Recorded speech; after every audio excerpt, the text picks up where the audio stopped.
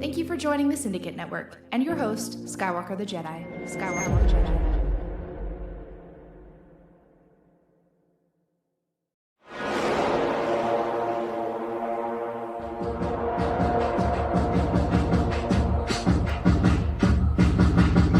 This shit probably has been in the works, bro, for quite some time, man.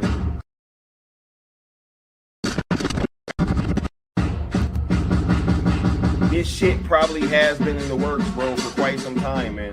Because if Toby and him was that tight... You know what's crazy, Sky, is when we talked about this before, I completely misread that. Because you remember my reaction, right? My reaction was like, I thought we knew this. I was reading this as Saffron for some strange reason. It was Emery. No, yeah, bro, it was Toby. Oh my God. Yeah, bro. Everything. Yeah, no, you definitely had like a very muted reaction. Yeah. No, bro, that is Toby, bro. That's Toby. Your name, Toby. Bro, that changes everything, bro.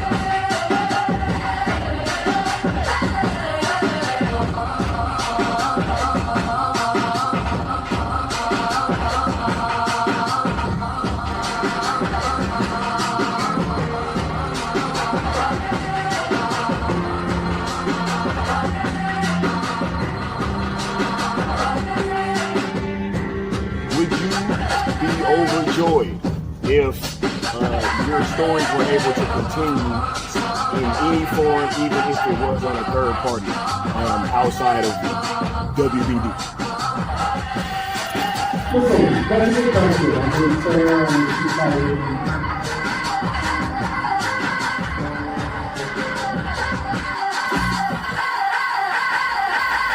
Well, I think you've seen some things out there, right?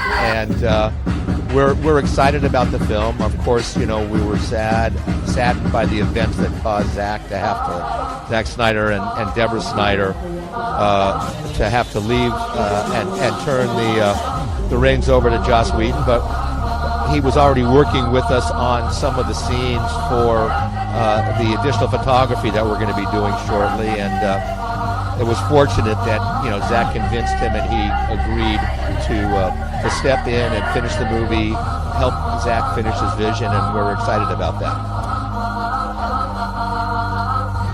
You said that you wouldn't be back except for The Dark Knight Returns.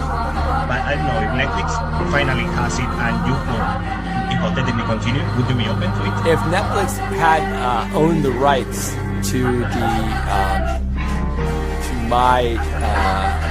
the DC characters in my extended universe, of course I would be absolutely whatever. Yeah. No question. Be pretty happy. Yeah.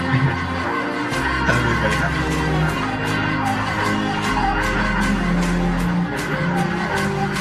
The Zack Snyder fans are weirdos.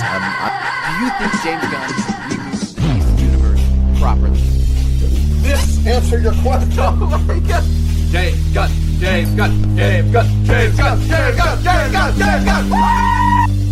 Hey Walton, James Gunn's not more successful than Zack Snyder at the box office. Zack Snyder, look at Batman v Superman and how well 300 did and all that stuff. Boy, I gotta tell you, James Gunn's fans, you guys are like, you're more aggressive. Let's just say more aggressive than even Snyder fans, and that's saying something. Woo! And you got a lot of free time, I must say. Woo, Hunter.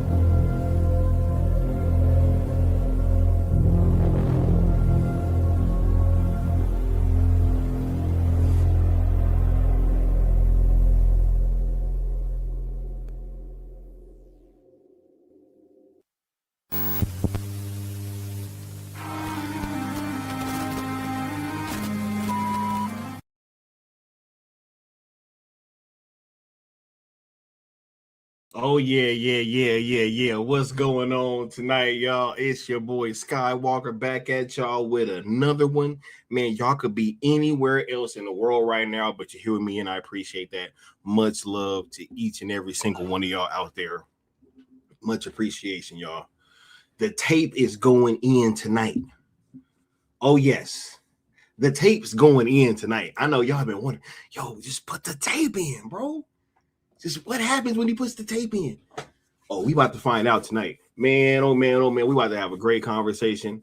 Oh my goodness. I cannot wait. I am so charged up. Yo, we gonna have a great discussion tonight.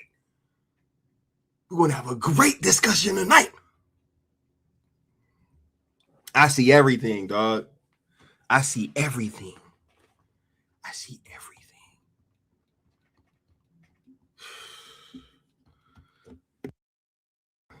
Much love, all y'all out there. We got Dennis Medina in the chat, and I'm gonna come back and I'm gonna address some of these chats in a second, right?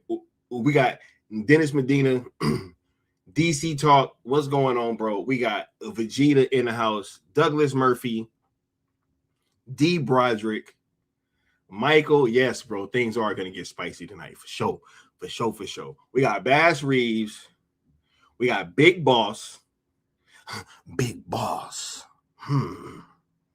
Yeah, much love, bro. Right? Who else we got? CY98. Much love, bro. Alan Belk is in the building. Much love. Right? Who else is in here? Y'all killing it. Michael Capo. Much love. Mama Bear Dawes in the house. Thank you for being here, Mama Bear. We appreciate you. Nessa Noel is in the building. Thank you for being here, Nessa. Much love. Send Havoc 5150. Much love, bro. Thank you for being in the building. All right. Rudolph Jackson. All right. Shout out to the good Austin. That man is in a speed force right now. Putting in work. Much love. We got Bat Dan. Right. Oh, much love, Bat Dan. Right. We got Daniel Keller. Talking about Paramount. I'll get to that in a second. We got Ichiro in here. Much love. Qatar. Much love, Brody. Who else is in here?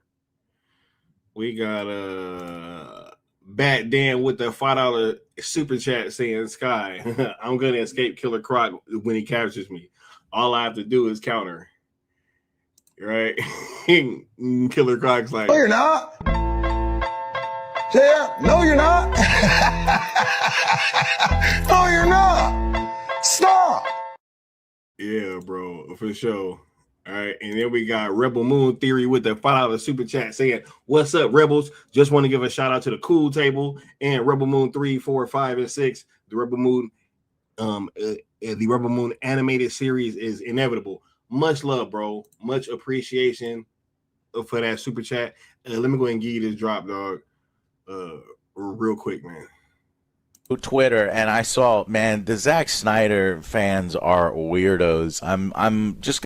Do you think James Gunn can reboot the DC universe properly? Does this answer your question? Oh my gosh. James Gunn. Woo! Much love, bro. Yeah. Let's get to this little opening rigmarole real quick, and we'll get started with the show. We are on the road to 5K. Make sure you guys are smashing that like, share, subscribe, hitting that notification bell, all that good stuff. It's been a lot of weird stuff going on with my platform, and it's super important right now that you guys smash that hype button, all that good stuff, man. And we just appreciate all of the support. We just try to give you guys good information over here while being entertaining at the same time. And, you know, that's what we've been doing, right? We are all also the originators, the creators of just everything is just ZSSM, man, Zack Snyder Cell movement. The people that started the conversation, more than likely, of Netflix and WBD, you know, we do take pride in that conversation because we know that they heard us. It's proof of this. It's not like we just making it up or something. It'd be crazy, right? Anyway, Yeah, but if you're trying to see that conclusion of Zack Snyder's DC arc over on the Netflix platform or in theaters on the IMAX screen or wherever, at your local cinema, right? Whenever we discuss the movies, we just use these hashtags, and we usually don't mix them with others. We're always being positive and also not mentioning anybody over at WBD, which is soon to be redundant, if I would say, right? Because they're about to be owned by Netflix anyway, so we can kind of mix that up, after this official thing go through and everybody is, in their proper positions.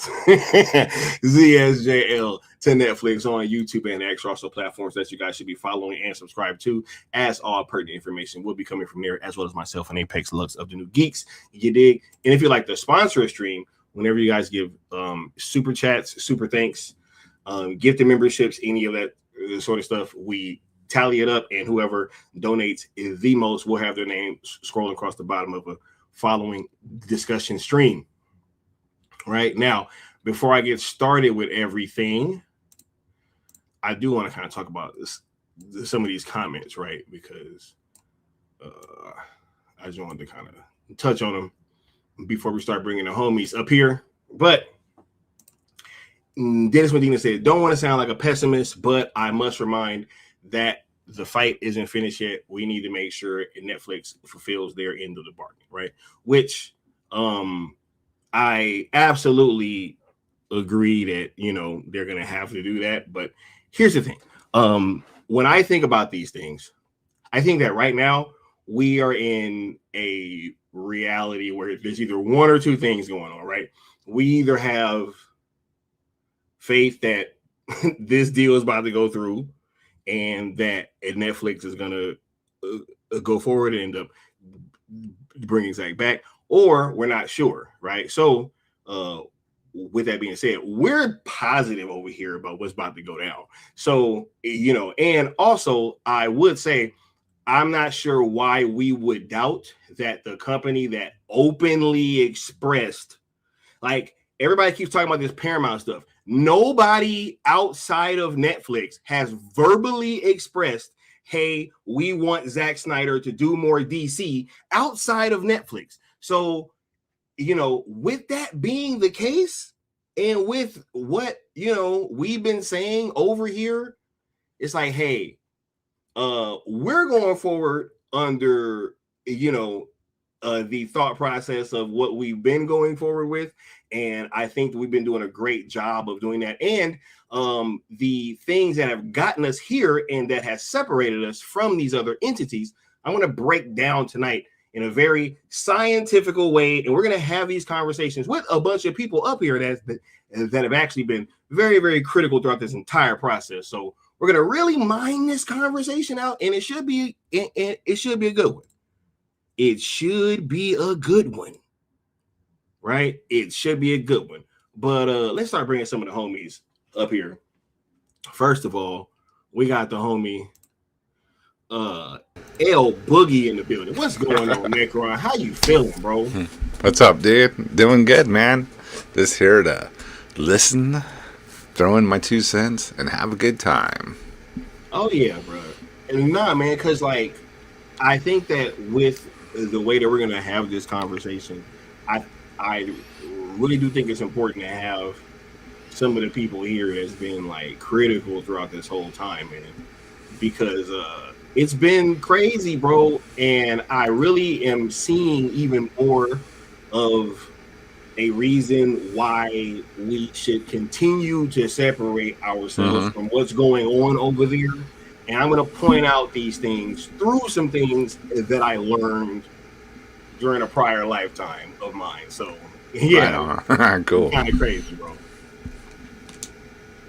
Right. But how are you feeling today, man? And just what's your mind on with all this stuff kind of going around before we kind of start mining this conversation out, bro? Well, first, say what's up to everybody in the chat, saying what's up. Got we got? Qatar, Michael, Mama Bear, the useless suspects, so that's cool. But yeah, what's going on? It's funny to me just watching everybody crash out over it. I mean, like, Netflix won the deal. Paramount just spinning wheels, trying to backhandedly basically get their grubby hands on it. And I mean, if you follow the real news, you can see that Netflix really isn't biting. They're just like kind of humoring the whole thing. Like, okay, we'll give it a month while they're over there doing with Netflix. Yeah, and it's funny, bro. This is not even the first time they've done this. Yeah. Like, Paramount has tried to do this hostile takeover stuff in the past, and it failed. So this isn't even the first time this has happened. And people trying to bring these conversations over here as if, like, this is about to be any different. And it's I'm just not seeing it, bro. I mean, the money. In this at all. There's questions about Paramount's money and financing. Like, is it really real? I read about that. I read a lot of things. It's just annoying that they're just being little brats in the whole thing. But it is what it is. Part of like these big mergers, and these guys aren't used to being told no, so they they're going to try everything they can to derail what really is they can't really derail it. The deal's done. I don't know. It's just. It's like the annoying dude that got dumped and won't go away, and it just doesn't get the picture, like, dude, it's over. Leave them alone, like, stop. They're going to get a restraining order on you. This is insane. Go, like, they got their new partnership, man. Move on. And another thing that drives me crazy, I'm going to go on a little soapbox for you.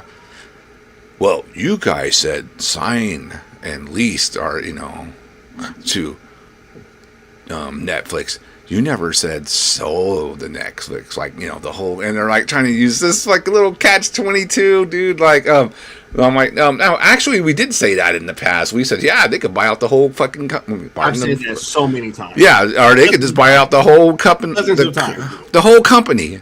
Dozens of that times. Would be, and we all would say that would be the best choice. That would be the best choice. Dozens of times. Bro. Yeah. And you don't make a hashtag. Hey, Netflix could buy the whole thing. Netflix could buy the whole thing. Yeah, from day one we were saying Come that. on, yo. They're just these goalpost movers, drive me up the wall. I mean, they're like them dudes I used to want to fucking put through the table at the comic shop. Bro, they moved the goalpost outside of the stadium. Dude, it's in another country at this point. The goalpost isn't even in the stadium anymore. Yeah, it's just, okay, what would it take for you guys just to admit you were wrong? Would a decree from God have to come down and say, guys, the sales guys were right? They saw, It's never going to happen, bro.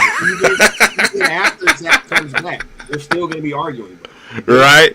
Oh, it's not the original, story, dude. Yeah, you're right. So here, like Sky said, the best thing to do is just don't even engage with these people unless you just want to like piss them off or whatever. And that's what I do on X. That's why I had to post. Zack Snyder won an Oscar. I knew that would send him in a tizzy. 24,000 views later, I was right. Bro, like, crazy. And they get so mad, bro. That's not a real Oscar. Well, I mean, wasn't it put out on the show, right? I mean, never give it to an ordinary.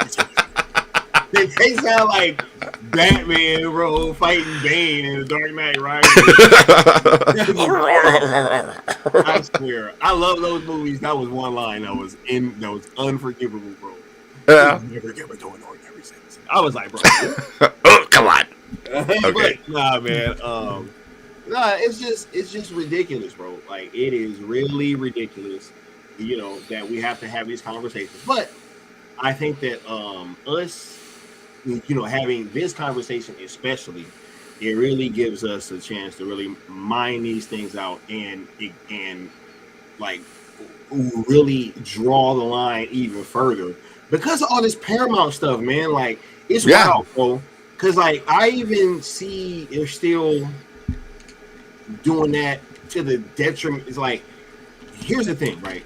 If they were just trying to hype the Paramount deal, I don't think that I would have as much of a problem with it, right? But it is at the same time, and Necron, their senator Mike is acting funny. Okay, let me see what's going on here. Yeah. But Test. It looks good on my end. yeah, I think they're saying that like it's just picking up everything, or if it's like Oh, it might be too loud. Yeah, hold on. Let me turn it down. So, cool. What was I saying? Talking about the Paramount and how they're reacting to it. Yeah. So it wouldn't bother me as much if it was like just pushing the, hey, Paramount could actually get it right. This would also be a good thing, right? Blah, blah, blah. But it's like, oh my God, Netflix is like the end of Hollywood. And then like the Paramount deal is like so much better. And Netflix, they're over there and they don't even like Zack Snyder and and they're and I'm just like, wait a minute, like, why are we acting like Netflix is not rocking with Zack? Right? Yeah, it's insane. Why are we pushing that narrative above all else when they've shown nothing, bro? Like his face, like he's the only director with his own with his face as an icon on the app, bro. And people are over here talking like, yo, Martin Scorsese don't have that. Like none of these directors who like won Oscars and these, you know, these universally accepted, right, critically acclaimed directors that have all worked with Netflix. None of them have that same level of love on the platform, bro. They didn't do like a week-long blowout of their movies in theaters and all that, bro. Like, right? I mean, and also, it's something. One last thing is that also, like I said earlier, that is the only company that has outwardly stated, hey, man, we want Zack to do more DC shit. Like, nobody else has said that. So to act as if, you know, there's even more of a chance at these other places, I think that's just not an honest conversation. Yeah. Have you seen Paramount say, yeah, we want Zack Snyder? Have you seen that, chat? Anyone? Have they seen that? I haven't seen it. Well, they're all guessing just because some, you know, Saudi guys are backing them and they said they like Zack. That's it. That's, you know, that. But that narrative just took a big hit today. Did it? I haven't been in the loop. What happened? Oh my God, bro. Let me show you, dog. Let me show you. Excellent. It's like, man. See how all these narratives, bro, are getting like destroyed, dude. Turkey out of shape, responding to a Forbes video saying if Netflix completes its Warner Brothers purchase, Bella Bajaria is poised to become Hollywood's most powerful woman. And Turkey Alice Shape says she deserves this position, brilliant mind and strong leadership. And I think she's one of the main reasons behind Netflix's success. So there we go. Once again, bro. Hey, what are you going to say? Yeah. What are you going to say? What are you going to say, bro? Like, what is this, man? And another thing, Sky. What? Everybody acts like it's a downgrade to Netflix when they're the biggest streamer in the world. I'm sorry, everybody stopped going to the movies. Is it Netflix's fault? Or is it the fault of the movie companies not making people want to go into the movies? You tell me. If it's a good movie, I'm going to go. Yeah, bro. Hey, everything that's been good and cultural and that shifted everything, bro, like, people go see it. I don't know what the big hoopla is, right? Yeah, it's like all of a sudden it's Netflix's fault. Right. But look, real quick, hold up. Let me bring the other homie in here. Yeah. Get his take on this before we start minding this conversation out. We got the new geeks in the building. What's going on, Apex? How you feeling, bro? Yo, man, what's good? Panel, what's good, chat? You know what I'm saying? What's good, Snyderverse? You know what I mean? I'm feeling great, bro. You know what I mean? How y'all boys feeling? Hey, feeling great, dog. Ready to have this conversation, really to mine this out, and really be effective in what we're doing. Yeah. Right. And I'm really excited to see that tape go in later, bro. For sure. Yeah, absolutely. You know, my initial little thought is that you know, history tells us that failure occurs, right? We all, if we step forward and try to do anything in life, failure occurs. It's just a part of the human condition, right? The human experience. What is unforgivable for me is when, or rather, I'll just say absurd and stupid, is when you willfully remain on the wrong side of history, right? Or try to do a manipulative tactic where you hit your wagon onto something that's been effective, right? When you failed and you've been the opposition at the same time, and now suddenly bottom of the ninth, bases loaded, you want to hop on and say, hey, I've been here too, at Netflix. Oh, and also at Paramount, talking to a company that has no stake in the thing that you want. This thing is fascinating. It's just my little initial thoughts at first, you know.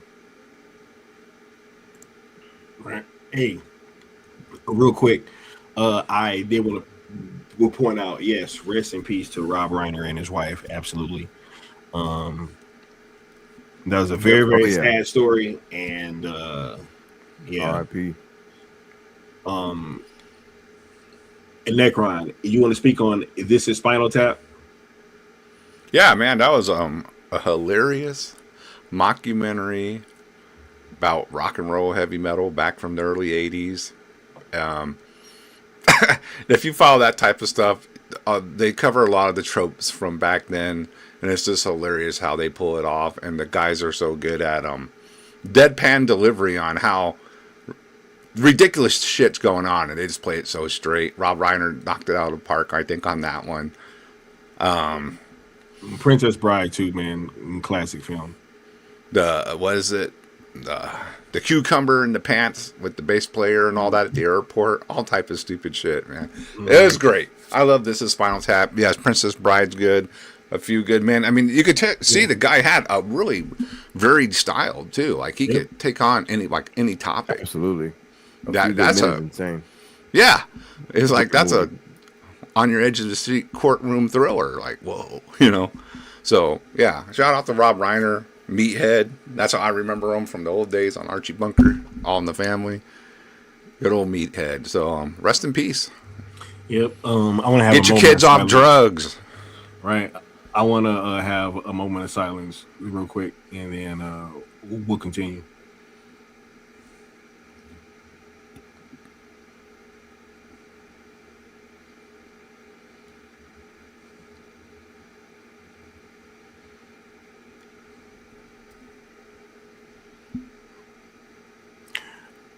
All right, thank you guys for bringing it up, especially you, Paolo, because I did not want to miss that, and I got so caught up in I was ready to cook, bro. You know what I mean? Mm-hmm. But Sin Havoc saying Bella Bajaria getting her contract renewed is a big day. I'm sure, right? I am absolutely sure. Mm-hmm. But yeah, this is about to be a great conversation, man. Look. Oh, yeah. What? What do you want to say, bro? People in America, you don't grasp how big Snyderverse is outside of the U.S. And Netflix does. Netflix is an international company. They're not just worried about what's going on here in the U.S. They better ask Brazil. Right? Yeah. So it's just they know what they're doing. This is why they went after it, man. They want this stuff. It's but Snyderverse in Europe, India, South America, like you said, Brazil. Yep. Huge. Just bro. Not here, man. Huge. And it's not even that it's not huge here. It's just that it's they've been holding back. They've been holding back all the numbers, bro. They've been controlled. They've been suppressing everything, narrative. dude. Yeah, for sure. That's all that is. For sure, right? 100%. But let's go ahead and let's start getting to this conversation, man. Because look, one of the things that I think really separated us, and if I could think about anything in particular that I could just kind of encapsulate what made us different, it's these traits that I picked up in the army, man. And it's crazy because it was so clear that this is what separated us. And I'm gonna break this thing down like angle by angle, right? About why this is what it is, right? But we learned about this thing called leadership, bro. Which, first of all, in and of itself, that is 100% why this thing was so much more successful, so much quicker than all this other stuff, because of the real leadership and the people that was at the helm of this thing. And the way that we all came together, bro, I think is really divine, and it's wild. But looking back, man, it was exactly what this entire thing needed to be the base of this thing. And then that way, when people started helping out, it was just so smooth, and we never really had any hiccups like internally like that between the people that was actually involved in the day-to-day like stuff, if you get what I'm saying, right? Except the ones who had to get the boot, but other than that, the core cool table, the most, the Syndicate. She ain't count because that wasn't cool table. You know what I'm saying? Okay, we're just talking cool table. Hell yeah, cool table right now, bro. Gotcha. You know what I'm saying? Yeah, we're on the same page. Yeah, man. Did you want to touch on that at all, Leon, before we get started? Oh yeah, definitely. It's funny because earlier I was gonna start bringing up leadership when I was giving my little brief thoughts ahead of time, but that's literally been the key to everything that we've been doing. I've said this to Sky several times, and I'm hesitant to like highlight myself like that, like, oh, but fuck it. Me and this dude have had mad conversations about how to move and maneuver around all these things. And it's just interesting because like you never think that your background in something like the military or being a behavioralist, quote unquote, or little specialized skills that you pick up over the years, they work everywhere if you know what you're doing, right? It's not like it's like a Swiss Army knife of sorts, right? You can use it whenever for whatever, right?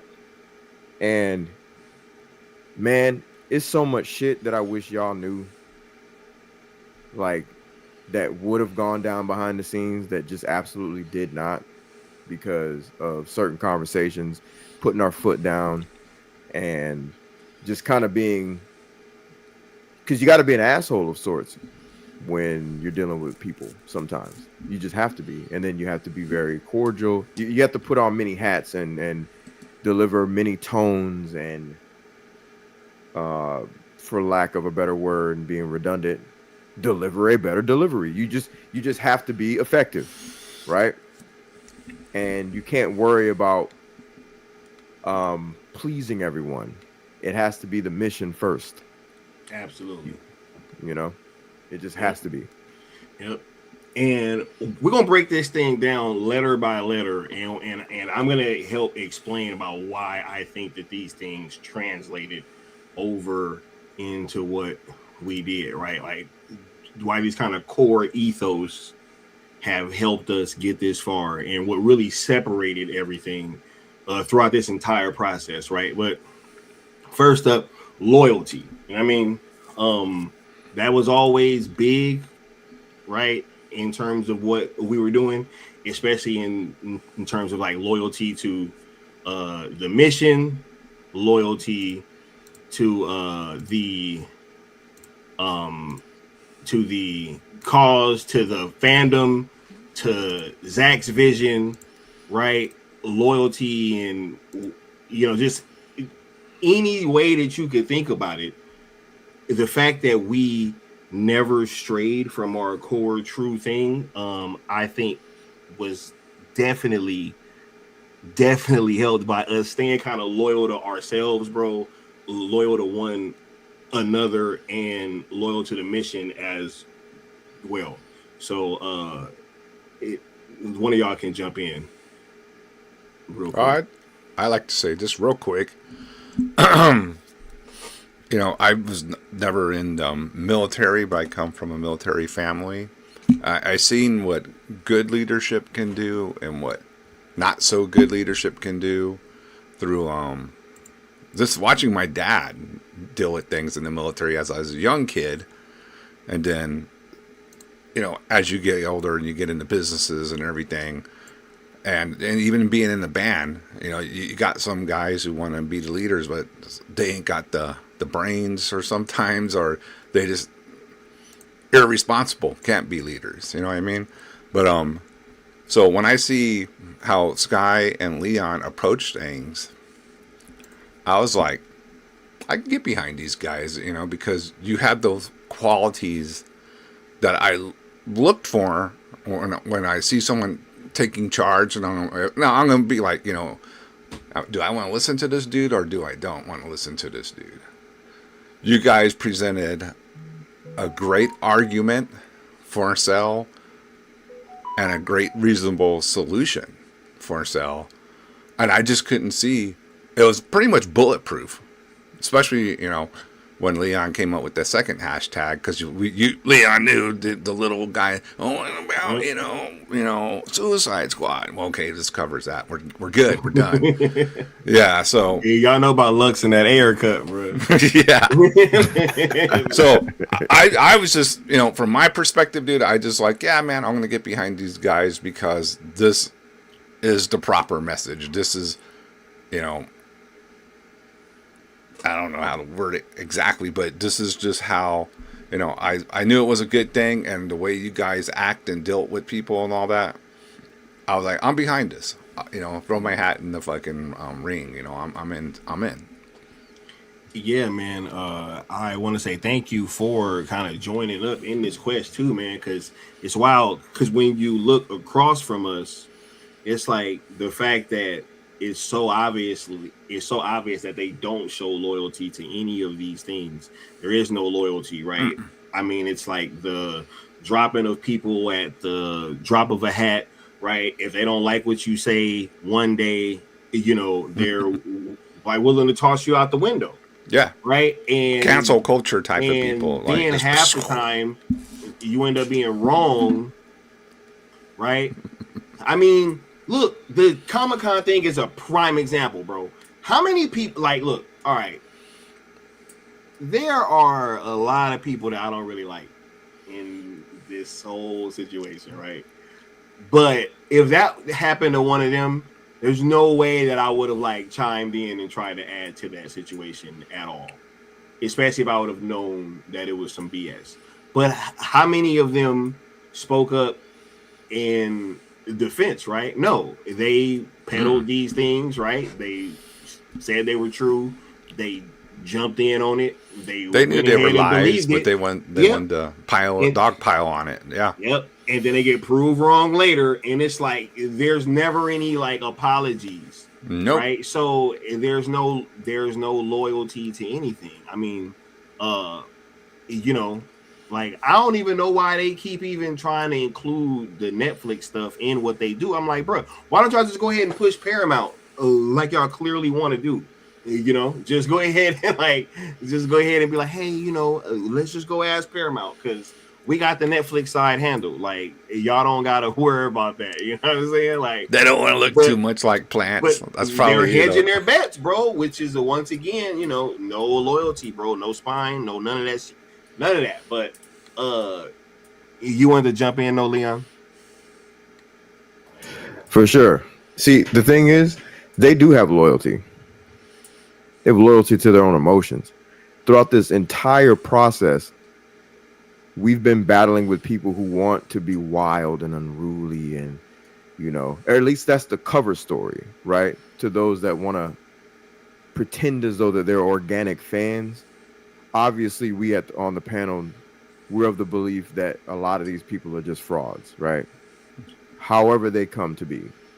And maybe we'll touch on that later, but we'll just pretend like they're organic fans. Okay.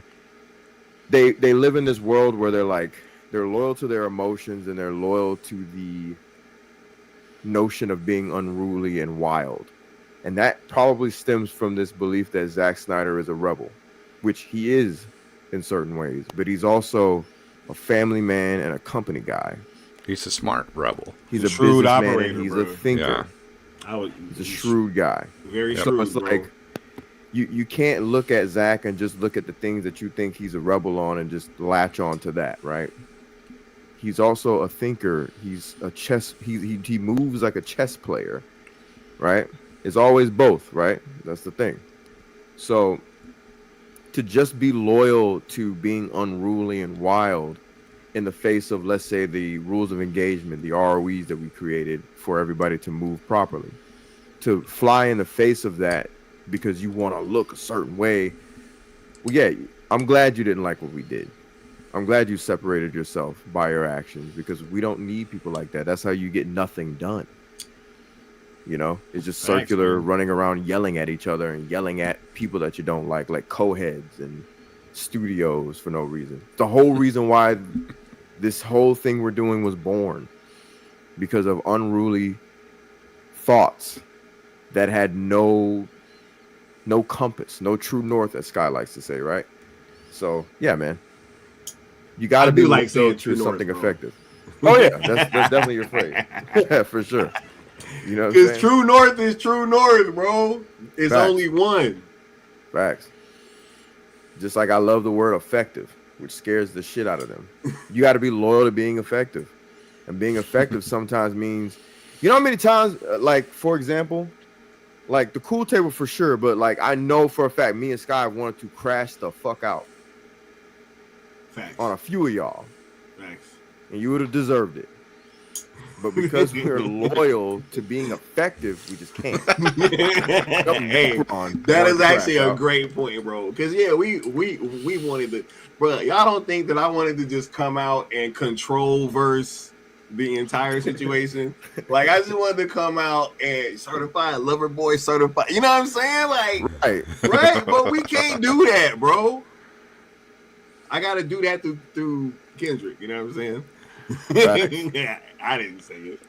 He did, right? But anyway, nah, man, this is wild, bro. But you know, I really do think that these things are what helped kind of separate us, man, and keep these things going, man. Like for real, right?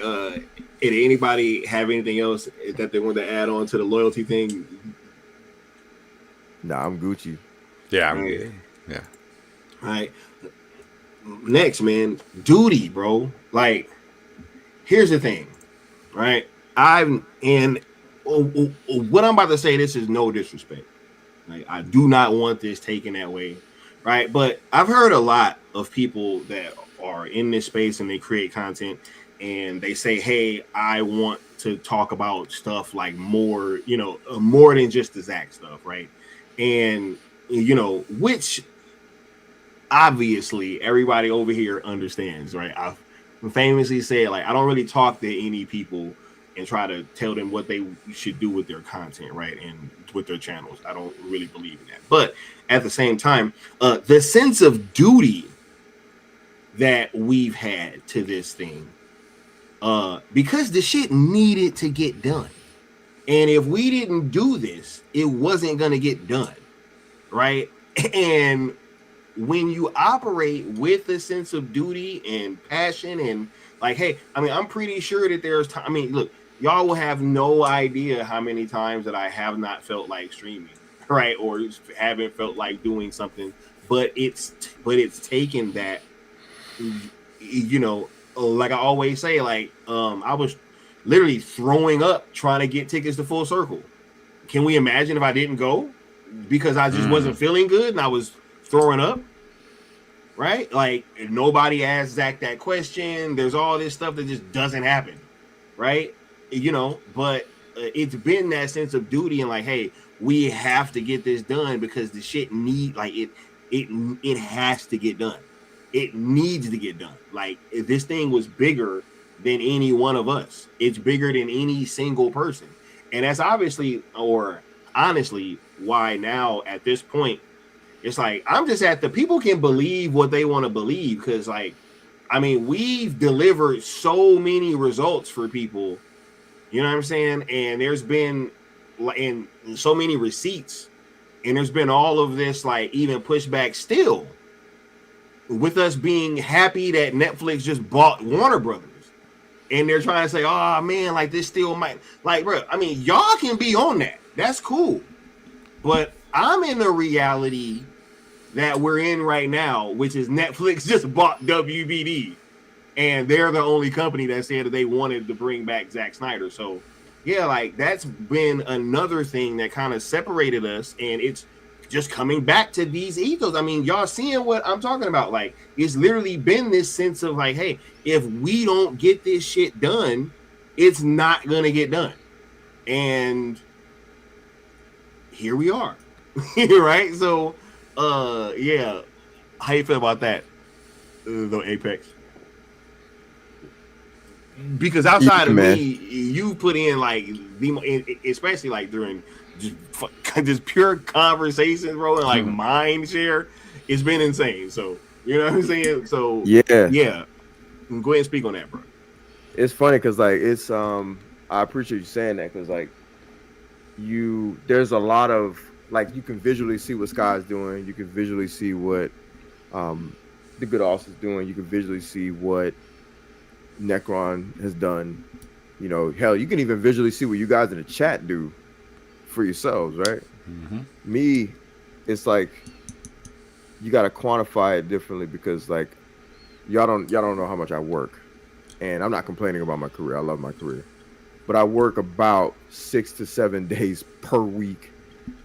And my days are no shorter than 8 to 10. And again, none of that's a complaint. I love what I do, and them checks are fire. Okay. However, I tell Sky all the time, man, I wish I had more time to dive into this. But when I do, my time is devoted to being available for the fandom, for Sky, for ideas, checking social media, making sure everybody's speaking correctly, communicating properly, following certain things, following certain strategies, staying abreast of certain situations. Like, I'm constantly, and thank you, shout out to people like Frank C and Sin Havoc as well. For sure. Because like, I ain't gonna lie, like they've made my job easier just by voluntarily doing it, you know? Like, what they do for us low key is what I used to do and what Sky used to do, and the Cool Table as well, but just like feed each other information and make sure the engine is running still, because there's a lot of moving parts that we're fighting against. Yeah, man. Right? Like, random shit will pop up. So that being said, that's a part of the duty, right? You have to have a passion for it. And I'm gonna say Sky's favorite line again. If your true north is something that is selfless, then the duty is that much easier, right? The selfless part was, what do we want to do for the fandom? You know what I mean? Because honestly, we are a part of the fandom, so we're like, we want to do this for ourselves as well, you know? So But at the same time, like, this idea was born of your outcries. And we have to honor that, like, every time. And it sounds crazy. It sounds like, yo, you guys are putting a lot on this, man. Like, it's just movies. It's just this. Whatever, man. That's not how we got to think of this shit. Because if we think of it as just entertainment. Hey, man, look. It ain't that serious, guys. Right. You know, hey, I could just do with it or do without it at this point, you know? If we I'm 50-50. If we went forth with that mindset, right? I'm 50-50.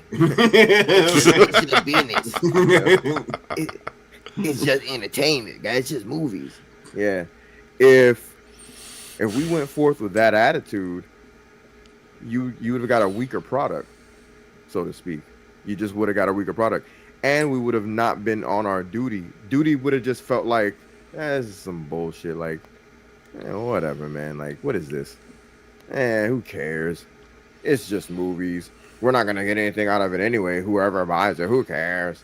No, you got to have a passion, man. Like, I felt like I was a part of something bigger than me. You know what I mean? And I'm sure Sky and the rest of the Cool Table did as well. So, yeah, man. I don't know.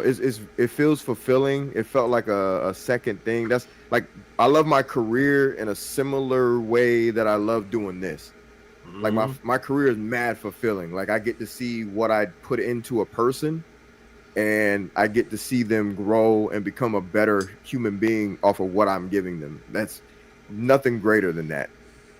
So when I'm looking at what I'm putting into this, I'm like, this is just like my hobbies come to life as a geek. You know what I'm saying? Like a Batman fan and all of that, and a superhero movie fan and a movie fan in general. And then now the homie Sky comes up with this idea, and I'm helping to make that idea stronger and make this fandom effective. That's just dope. It makes the duty end of it just feel beautiful, man, and easy. So even when it's not, you know what I mean? So shout out to y'all, and shout out to the panel, man. I feel like I just went down memory lane. Yeah. And like, real quick before I get Necron in here, but yeah, man, like, bro, like the duty part is such a big thing, man, because, you know, as you know, through conversations with me, because I've said this time after time after time, it's like, bro, this thing, like, it's always had to happen, bro. We had to do this, and I was like, bro, like, these things need to come to fruition, because I'm literally meeting people and I'm having these things happen where people are literally telling me that these movies are changing people's lives. So if you're me in that situation, and it's like, yo, like, why do I, you know, and I'm asking myself, why do I keep encountering people where it's not even something that I just bring up? I told you, you know, I was at a barbecue one time and my homie just brought it up out of nowhere about his baby moms and how she loved it. And she started telling me how this movie saved her life. And I'm like, what? The Snyder Cut. So I literally know that these movies are saving lives. Right? And you ask yourself, okay, like, why are these things happening to me? And I've always kind of stayed grounded in that. And Apex will tell you, it's like, bro, I've been on that this whole time, bro. I'm like, yo, nah, this has to happen, bro. Like, we have to do this. So, yeah, just shout out to all y'all that believed in that aspect and felt that same sense of duty. Before Necron goes, bro, it's so much coincidental shit that has happened to Sky. It's been like 50 things, bro. It's been so many things. You remember when you ran into Wayne T. Carr? Exactly. Yep. Right? Just randomly, Like, right? Randomly, bro. Ran into Wayne T. Carr. I ran into the guy that was working on Rebel Moon when I was at the movie theater in the middle of the night. On like a random day at some small theater in LA, bro. Right? He straight up had the whole jacket on, and I was like, wait, what? Hold up. Nah. And then I think I shot that picture to the Cool Table chat too. I was like, hey, yo, look, I just saw the dude from, and yeah, he was one of the animation artists and stuff, right? And he was working on stuff in creature design. Yeah, and I'm like, bro, this is crazy. Like, this is, all these little things were happening. And I'm like, bro, nah, this is bigger than me, man. It's bigger than all of us, and it has to happen. But you want to go ahead and speak on that sense of duty, though, Necron? Because look, you've helped in tremendous ways, bros, in terms of like hosting some clutch ass streams, bro. The whole thing with the t-shirts and all that. So you've been like a core of this thing as well, bro. Like, so you want to go ahead and speak on that too, man? Yeah, I also want to bring up a point about people who just say, "Oh, it's just movies," and looking from the outside in, it probably is that to most people. But let me tell you something: if it's just movies about movies, why would they put this man, tag him for the FBI? If it's just about movies, right? Hey, that's a great question, bro. Like, what's going? Fantastic question, bro. They try to get me banned from Comic-Con, bro. Like, what is going on here? If it's just about movies, it's about movies and a whole lot of effing money. So, yeah, there are people who are pushing hard against this because they're not part of the other team. So they obviously going to do what they got to do to destroy this movement, and it didn't work because we got it sold. So anyway, duty, yeah. I mean, if you don't stand for like, what is it? You don't stand for something. You'll fall for something. Yep, you'll fall. You'll fall for anything. You'll fall for anything. Yep. We have to stand for something over here, and duty is a part of accomplishing things. Things just don't happen. Don't believe in the things just happen. No things. You gotta sit back and wait, right? Yeah. Yeah, things are willed into reality. This was duty. I'm like getting ready to do my show, and I gotta get t-shirts done by the next day. And it's like, 11 o'clock at night. And I'm like, okay, well, I guess I'm going to be up to, 3 or 4 in the morning figuring out their system because it locks up so much. But anyway, that's all part of it. We do what we got to do to make things happen. So duty also means sacrifice. So, all right, so I have to sacrifice a night. I mean, to make things happen. Austin, sacrifices a lot behind the scenes. A whole lot, man. Doing things. So shout out to Austin because he is the no visual idea, man. Y'all have he no is idea, the visual bro. of the He's Syndicate. Cooking right now. He's literally cooking right now. Yeah, that's probably why he's not here. He's literally cooking right now. Like, I'm not joking. He's cooking. So at this very moment, every single one of us has sacrifice and duty. But if you want to accomplish great things, man, you have to have a sense of duty in you. So that's my take. But duty is important. It's just like people who go to work but don't really want to work, they don't move on. And the people who go to work and hustle and do things most of the time get recognized. I'm not gonna say every time because I see that happen where but in the big picture, that's their duty gets rewarded. They're diligent. man. You gotta be diligent to your duty. You can't just act like we learned real fast in the early days that this is really more than just movies. Oh yeah, man, it is. Yeah, because the amount of pushback that we were receiving wasn't normal. No, it's about movies, right? Yeah, but correct. What were you saying, Apex? From ops and so-called fans, I was just gonna say this, man. Like, for this thought just occurred to me for anybody who was like, why are they, why does it seem like we're always trying to put credit where credit's due, right? That's one thing that they hate. And it's pretty much for me falls into the duty thing, man. If we don't document what we do, if we don't put on wax what we do, who the fuck is, man? I refuse to go in history and be a part of something like this and then have somebody say, oh, it was all of us. No, the fuck it wasn't. No, I refuse. You did not pick up the banner. You did not pick up the baton. You did not pick up the fucking whistle. You did not put on your cleats. You didn't do shit in that regard, man. You didn't take any heat. You didn't take any heat. You didn't pick up the torch. You didn't do a fucking thing. You sat back and you either hid until it was safe to come out or you talk shit. And I don't know. And just try to destroy and or dilute destroy all of our messages, bro. Like, right. Literally ran anti-trending campaigns to what we were doing each and every single time. Even this last one, there was no trending event on the other side planned until we came out and said something. Then all of a sudden, it's let's use all these other hashtags and let's do all this other stuff. And it's like, okay, fine, right? But then at the same time, like there's this pushing of, even right now, the pushing of the Paramount narrative. That is anti what we're doing. So stupid, right? Like each and every single thing that, right? All because they bought it. Yep, bro. Like it's over with. Like it's sitting there, they're sitting there still trying to push this narrative. Like somehow, hey man, it's not gonna get approved, or it's gonna, and it's like, okay, go ahead and buy it. Yeah, go ahead and go ahead and bank on that, and then we'll see who proves out to be right. But what were we saying? Facts.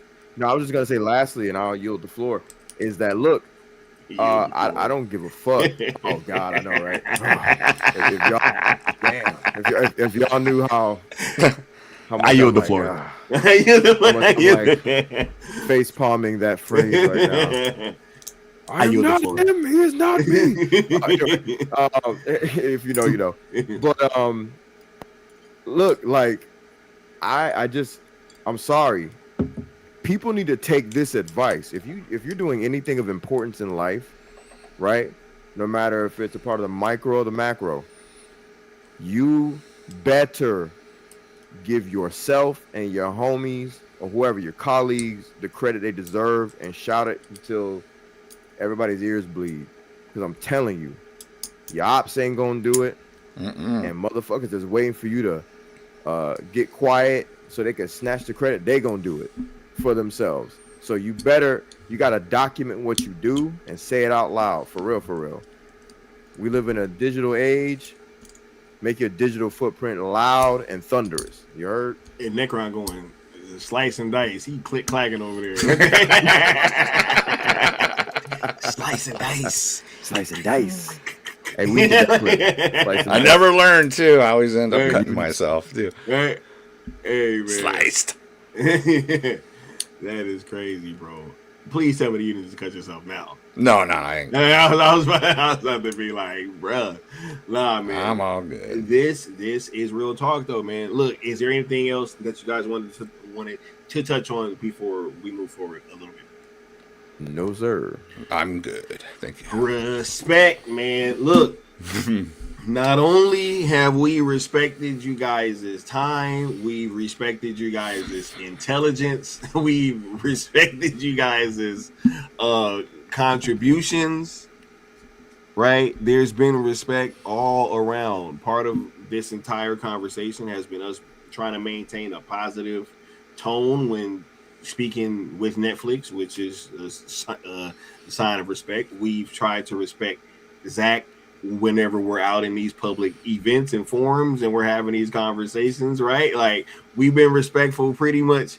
Yeah, we respected y'all money in terms of the AFSP donations, right, to the shirts or the Out of the Darkness community walks, right? I mean, you know, the money that you guys have donated to this platform that's helped us be able to do things like go pop up to the Rebel Moon premiere in New York and all that stuff, right? I mean, we've tried to do these things to make sure that we are respecting the effort that you guys have put in, right? And I think that that's been a huge thing for this entire process, and I just wanted to kind of highlight that, because once again, I think when you look on the other side, it's like you don't see a lot of that, man. You don't see respect for people's time if they're not even honest with y'all, which we'll get into honesty and all that later, right? But you know, yeah, it's just been crazy, the kind of lack of respect that's come from that side. We were just talking about me getting tagged with the FBI and Homeland Security trying to get me banned from Comic-Con because I went there and sat there, right? Like, I literally paid money to go to Comic-Con, went, sat, watched the panels, and then all of a sudden, it's front page news, and they're trying to ban me from Comic-Con and saying, yo, like, you know, hey, does that is show respect? Real quick, before we move forward, let me go ahead and hit this drop because y'all did pass 50 likes. You still owe the Great One 50,000 more worlds. He will hear your plea when you pay your debt.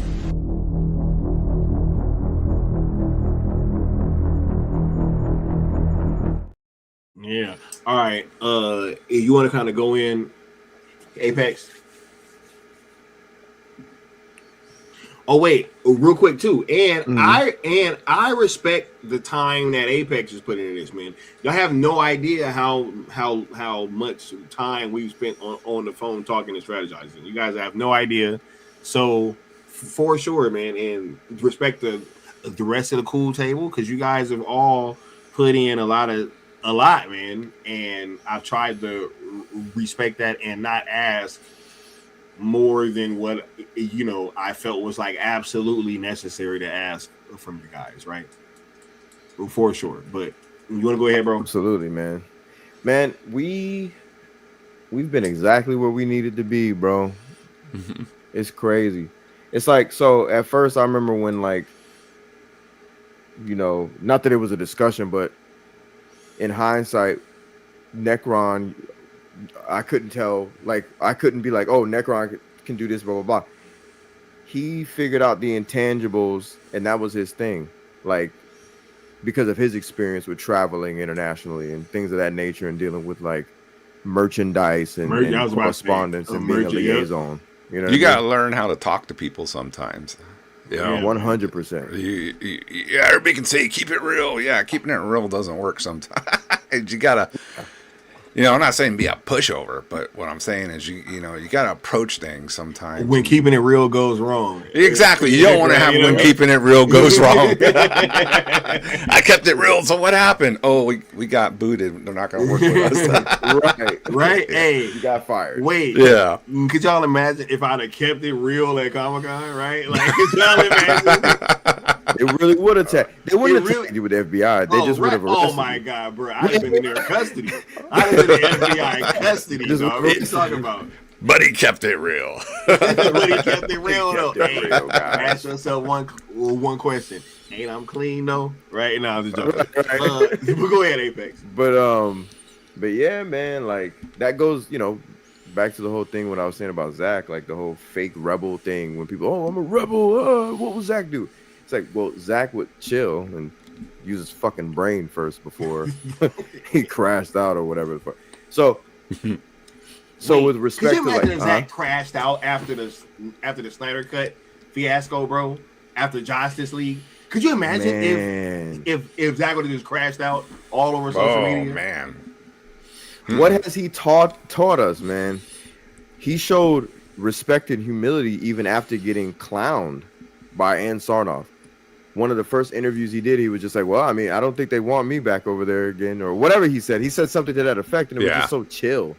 It was just like, damn, even after all that, he gets the Snyder Cut released, and he's poised to make a grand return, which at the time he did. And then it was like, nah, screw you and your fans. And he was just like, it is what it is. I'm going to go over here to Netflix. What? That's awesome, man. He was like, I got better shit to do now. I'm good. And it's there. He's an inspiration. And in terms of respect, I think that, like, we respected that sort of a legacy by just kind of being men instead of boys when it came to all this stuff. You know what I'm saying? Like, I respect the shit out of Sky for being the type of guy who knows how to galvanize. Like, that takes a skill, man. That shit ain't easy. That shit is not easy. Take it personally from me. That shit ain't easy, man. Like, y'all have zero idea how many times I've been like, man, listen, he's way better suited for the galvanization of people. I'll dig it. And that's why, like, the whole, the playful Superman, Batman thing, that shit is fitting as fuck. He presents that hopeful, that hopeful, optimistic leadership that you need, but not some pushover bullshit. You know what I'm saying? Exactly. We dealing big man business. You know what I mean? Big man.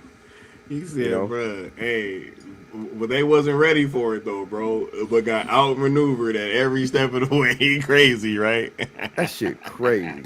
Every time. Damn. You know?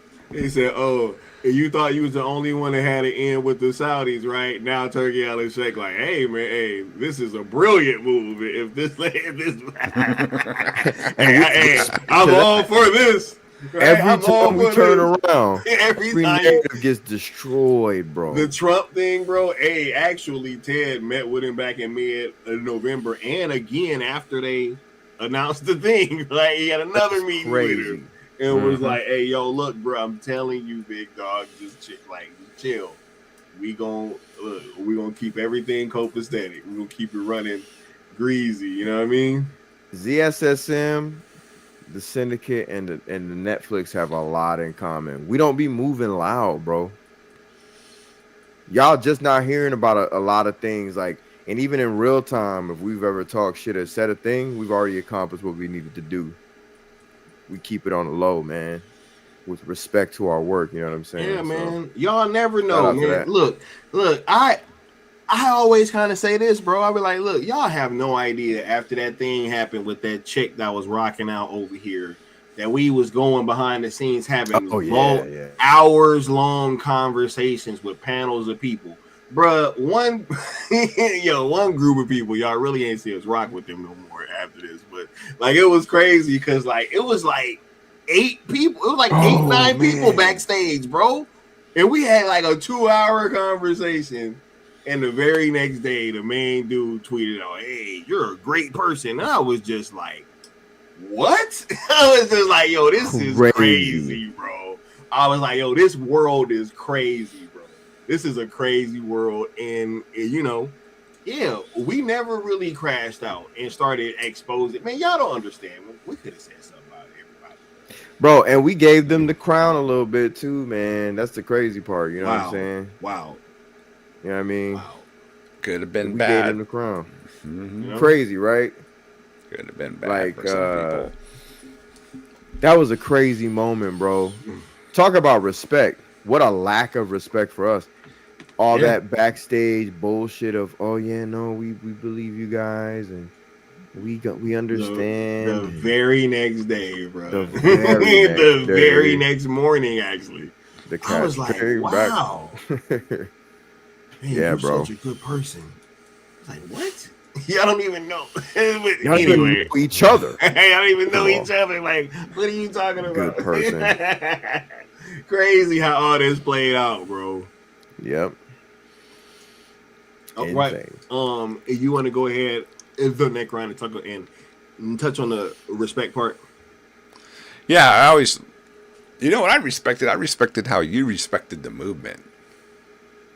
You never took advantage of it. You're always honest with everyone. Never try to do the old okey doke, you know. And but anyway, James Gunn is doing, you know. No, we always stayed on point. You stayed on point. And you respected. I think you respect the people who jumped to this side. You respected their intelligence, and you laid out the truth, you know, our truth. And it was like, take it or leave it, you know, like, but this is the truth. This is how we believe, and this is how we're rolling, and this is what we're doing. So the respect was, I think, anyone who's actually, you know, came in here on good terms, you know, and looking to see what it was about would understand, yeah, this is a respectful community.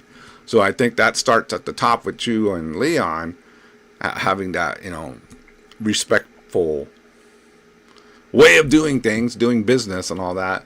It carried through and it set an example. So I think the respect comes from the top and it rolled downhill. So that's my take on the respect in this situation.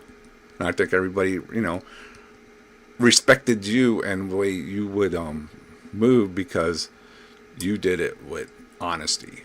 And like, look at so many of them now. All these people have been proven to be dishonest. But over here, crazy, bro. It's the same. You know, we always stayed. That's why we had the ROEs, right? To keep it respectful too. Yeah, man. I mean, among other reasons, but if you start, like just talking about it, or you start keeping it real and start acting up and acting like a fool and all that, you lose respect. And there was no reason to, bro. Like Netflix hasn't been doing anything but rocking out with Zack and Us. It made no sense to carry that, like all that emotion and all that history and all that stuff from this other company to Netflix. It just made no sense to me. And even with people saying, "Oh man, I've been burned so many times," it's like it's a whole new company. Yeah. Well, that's why they tried to get picky about Netflix. Notice they tried to ramp up pickiness about Netflix because there was nothing to bitch about. So it was just like, oh, well, look how they shoot movies. Look at the color grading. Oh, they said they don't even know how to. They said the lighting ain't even the same. I said you gonna tell Guillermo del Toro that he didn't light his movie. You don't know what he's doing. Guillermo del Toro don't know. You don't know what he's doing. He don't know how to light a movie. Facts. What are you talking about, bro? Think about what Netflix has done for people like Guillermo, bro. He released Pinocchio and Frankenstein on their platform. All types of stuff, Two bro. passion projects that he's really wanted to do. Dude, those he had something like anthology thing too, bro. Yeah, that anthology thing was great, man. That's why I laugh. People say, "Oh, Netflix is terrible." It's like, yeah, you pick the worst things on Netflix and talk about them for 2 days, but you never talked about anything that was like phenomenal on Netflix. It's so biased. Get out of here with that. But what's crazy is they do talk about these things. They talk about Frankenstein, but they never associate the brand of Netflix with it. It's insane to me. It's like they separate it. Like, I see what you're saying there. Yeah, when they bring up Frankenstein, this is on its own. And they think they're slick. They'll be like, "Oh, Netflix is trash. It's garbage. The lighting sucks." All that oh man, but Frankenstein was so good. They didn't know how to light the movies. Bro. You guys have to go see GDT's new Frankenstein. It's a tour de force, bro. You the same guy who just trashed Netflix. You're talking about a Netflix film. Yeah, right. Hey, it's crazy. I guess Stranger Things ain't a cultural phenomenon, right? It's just... See what they're doing with Stranger Things. They were hating on it when it first dropped. It died out because it was really stupid. It was a very loud minority of people who were trying to crash out on the new Stranger Things season. Oh, it's great. That shit was fun. It was great. It's good stuff. Yeah. All right, bro. Hey, I just watched episode 4. I was locked in, bro. I was locked in. Right, but even the Extraction movies, man, from the Russo brothers, dude, those movies. Say the Russo brothers don't know how to light a movie, right? Like, what are we talking about, man? We got that one scene, Martin Scorsese, a straight shot of his constant action, 20 minutes. Yeah, bro. We gonna say that Martin Scorsese don't know how to light a movie? Crazy. Like, what are we talking about, man? Look. Some of this shit ain't supposed to save the world, man. Some of this shit is just supposed to be with a chick, shove some popcorn in your mouth, and have a good time, and chill. And if you're lucky enough, chill. You beat me to it, and chill. I'm sorry, Necron. I apologize to myself. I'm sorry about that. You're good. That was a great alley-oop. And if you're lucky enough, and chill, bro. Like, facts, straight up. Kunin says, I never watched Stranger Things. I guess I got to give it a chance. I'm going to say this, man. Season 1 is pretty solid. Season 2 is pretty cool. Season 3 is cool. Season 4 is one of the best seasons of any show I've ever watched in my life. Mm-hmm. I stand on that to this day. Season 4 is incredible. And Season 5 has been dope as shit so far. So I'm having fun, man. I'm having fun. Who's not watching that on Christmas break? Come on. Come on. Who's not watching that on Christmas break? I'm watching it on fucking cartoons and cereal. Right? Like, I mean when the 2 episodes premiere, the last 2 or whatever. When they premiere. Yeah, you're gonna be watching that. Right? He said the first Extraction movie, one shot is goated. Yeah. Austin knows. The second one was even better, bro. The one in the prison. That was crazy. Oh yeah, that fight that scene. was crazy. Oh yeah, and then that was crazy. He had to get out of the grate or whatever at the end of it. Bro. Yes, bro. Both those movies. How many of those? They have two, right? Yeah, two. Yeah, I watched both of those. Those shits go hard. And I'm not even a Hemsworth fan or a Russo fan, but them shits go hard. Yeah, man. That's what I'm saying. Like, but they be acting like everything on Netflix be trash, bro. We could go on and on about all that. But Rebel Moon. Rebel Moon, dog. What are we talking about? And we saw that in theaters.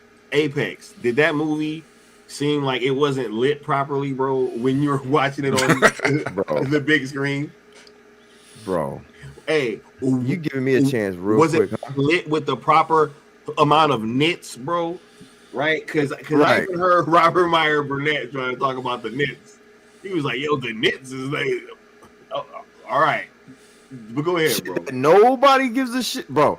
Viceroy. Go to bed. But yeah, man, y'all can miss me with the hate towards the PG-13 cuts too, man. When I saw the opening scene with the planets behind her and that she's tending to the field. Not the Viceroy. Not the Viceroy, right? Viceroy. Tell them how many times I freaked out, man, every time I saw that scene. Hey, it was bro. crazy, bro. We watched that movie so many times, bro, that opening weekend. Yeah, bro. I'm like sitting at the edge of my seat, bro, in the opening scene, like, this looks so fucking beautiful, man. So yeah, I don't know, man. Yeah. Don't get me started on PG-13 cuts or Rebel Moon, because the fandom let me down on Rebel Moon, man. Picky motherfuckers, man. Instead of just turning up for Zack and being like, all right, look, it is what it is. Like, we'll complain later. Let's just turn up and show out. Like, they showed out, they showed out for the real ones. So shout out to y'all. But the ones who were kind of trying to dominate the conversation through social media, fuck y'all, man. Fuck y'all, yeah. Honestly. And a lot of them were those Restore cats. A lot of them. Yeah. The pattern is always that, it seems. It's strange, isn't it? Ain't that some shit? Stranger things, have happened, I suppose. Leon, what was it you that reposted that person that kind of called them out on, like, you guys say you love Zack, but everything that Zack doing is you're against. I'm nut showing it, but yeah, whatever. But it's so true. You know, it's like the person kind of like figured out the illusion. Like, wait a minute, you guys are against Zack, right? The so-called Zack fan. Yeah, nitpicking and criticizing everything. And then they were, bro. Imagine this, right? There have been people within this fandom that have, used hashtags here and there, and they kind of kept their messaging consistent with, restore and make and release and blah blah blah, right? Sure. But it was kind of like whatever, and it happened every once in a while. Up until this Netflix thing, they were largely kind of the same old. Every once in a while, a spurt of, look guys, we're trending. Look, make restore release, right? And then when the Netflix shit started to charge up lately, they won't shut up. But they're using the same type of messaging that got them nowhere. It's kind of insane to me. Restore it to the company that sold. Right. Like, it's so ineffective. It makes no sense. Hey, man, you can lead a horse to water, but it doesn't mean he's going to drink it. Yeah, hell no. Not at all, bro. Mm-mm. Not at all. I just saw the back chat. Yeah, man. What was I going to say? Let me read the chat for a moment here. Yeah. I mean, for sure. Butterless, Lord have mercy. Damn, Dan. I guess that I think he's still saying it's good then, I guess. I get what he's saying, but yeah. I don't know. For me, when it comes to the Rebel Moon cuts, I'm just not going back and forth with anybody about, especially like early on when it was like, yo, man, this is kind of all we got. And I don't think that people understand like how this movie making business works. They gave Zack about as much leeway as you can give anybody.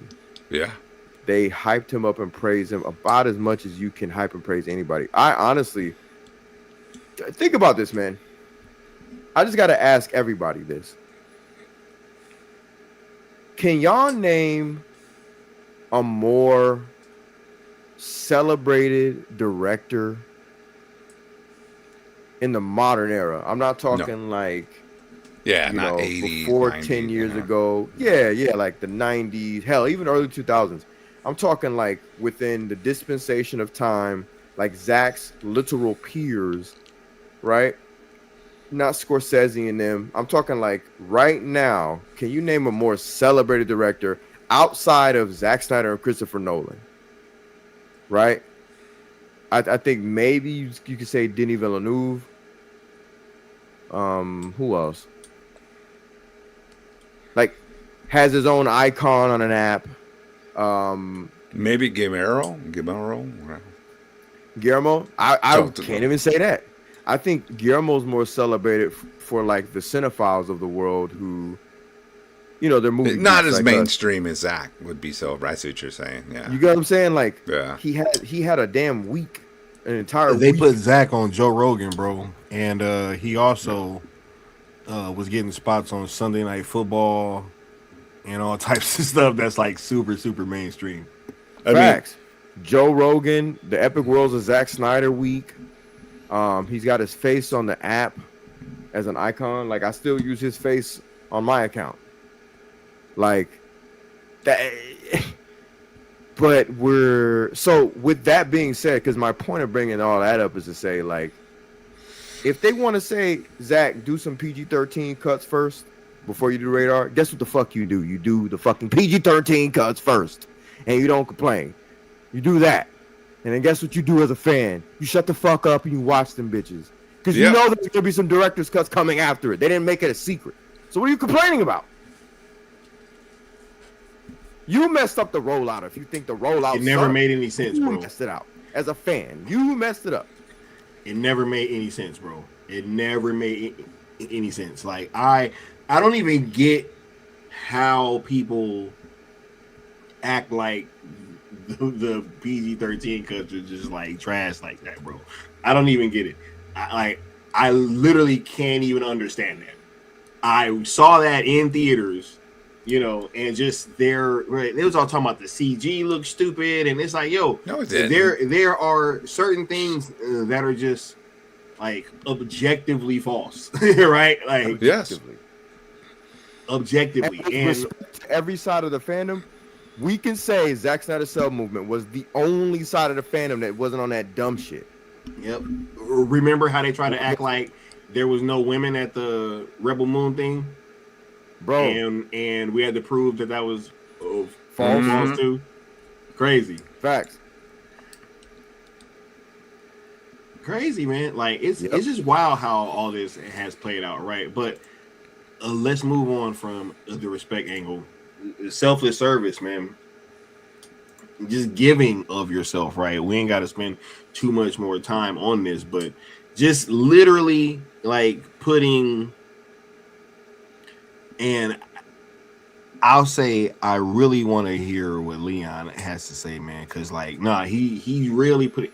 You guys have no idea how many hours that this man has spent on the phone, and I'm sure that he's had so much more stuff to do, so much better stuff to do, right? And but that also kind of helped me stay focused because if I didn't have all of this assistance, I genuinely doubt that I would have been able to keep this thing running like this just by myself, right? And you guys just gave a lot of yourselves, and it's just crazy how are you guys seeing how everything that we're talking about is just kind of like inherent in what we did, and when you look at the other people is like kind of the opposite. It's wild, right?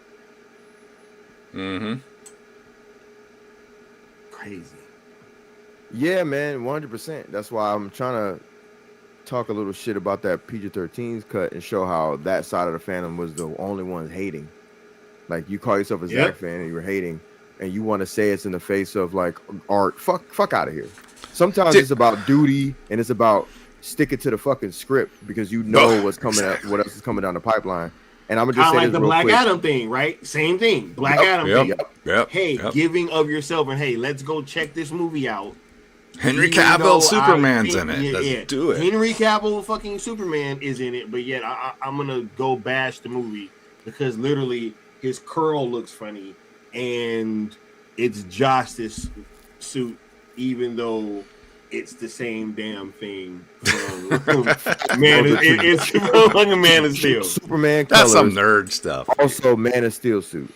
You know what I'm saying? Like, Superman came in this world red, yellow, and blue, my nigga. Like, cut it. Cut it out. Justice colors. Bruh, that was back when he was leaping tall buildings in a single bound, bro. He couldn't even fly back then, dog. We were saying the same thing. That's hilarious. He couldn't even fly. He didn't get flight from the until the Fleischer cartoons came out. Facts, they bro. got that from that. So come on, bro. But yeah, I'm gonna say this real quick about selflessness, because we've talked ad nauseum about that a bit, right? But like, I'm gonna give an example. Like, I fucked up one of my phones during a Spaces, and like I was cooking, and then I don't know if y'all remember, I just stopped cooking. So if you remember that space and you were there, I fucked my phone up. I had to go get another one after I was done with my clients. That phone was kaput after that. Yep. Some weird shit happened. I ain't gonna get into it, but I was like, oh shit, I'm like literally talking, and now this phone is just gone haywire. It was insane. But like, bought another phone, and just like little shit like that where I'm like, if I would have just put this shit on the charge, it would have been good. But I was cooking, bro. I was like, nah, I can't get off this space. I had to go outside and tell my clients I'm gonna put a pause on the session to go outside. I've done that countless times too. Putting a pause on the session to go talk to the fans and help out the homies. You know what I'm saying? Austin, my God, Austin has given so much freaking time and energy. When man. Myself and Scott, we asked him to do this latest venture, you know, the most effective, which you guys will see possibly, you know, soon. Right. Yeah. We asked him to do something. The tape's getting put in tonight, bro. Yeah, facts. We asked him to do something little, and he made it into cinema. It looks pretty awesome. So shout out to him. Yeah. It looks awesome. Yeah. And Necron, I'm gonna give you a selfless thing that's gonna sound humorous, but like what I do. But like, you were about to go in on a motherfucker once, and you would have earned saying it, and I asked you not to. Remember? And you were like, all right, cool. I think I do, yeah. Selfless, bro. He could have been like, fuck that. Yep. He could have been like, no, fuck that. Yeah, how much that shit takes to listen to somebody and take their advice, right? That shit ain't easy. Shit takes a lot, bro. Like, it ain't easy. But when someone's earned your respect, your real respect, you should give them your ear. And that's what I did to Leon. That. You know, I said, all right, let me listen to Leon, because Leon, if Leon's telling me to calm down, there's probably some good logic in here. You know? Yeah, y'all know me. I'm not the killjoy guy. Y'all know me. If somebody needs to be filleted, I'm the first one to stand in line with a fork and a knife, right? Yep. It's cool. I'm with it. But if it's time to withdraw, you know.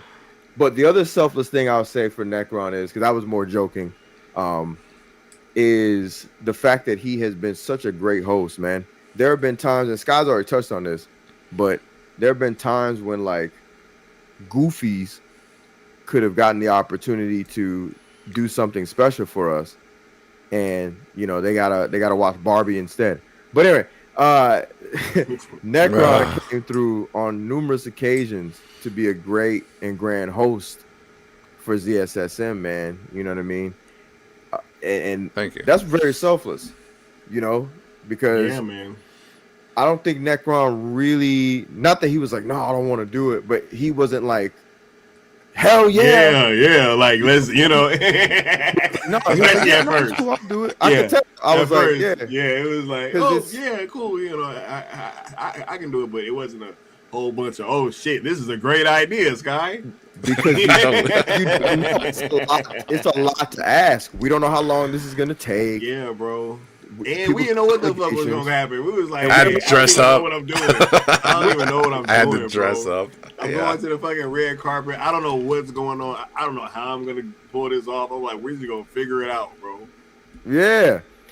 And Sky, oh man, yeah, bro. Selfless, Austin man. was supposed to host it, and he got sick. Oh, yes, bro. That is exactly what happened, bro. Yep, that too. Yep. Oh that man, too. That is the Barbie crack. Clutch. Y'all already know who I'm talking about. I wasn't talking about the good Austin. I forgot about the sick thing. Yeah, I was talking about that is true, but it was clutch as hell and ended up being perfect, man. Ended up being just what kind of had that. You know what I mean? And talking selfless service, man. This dude Sky, man, has gone out of his way.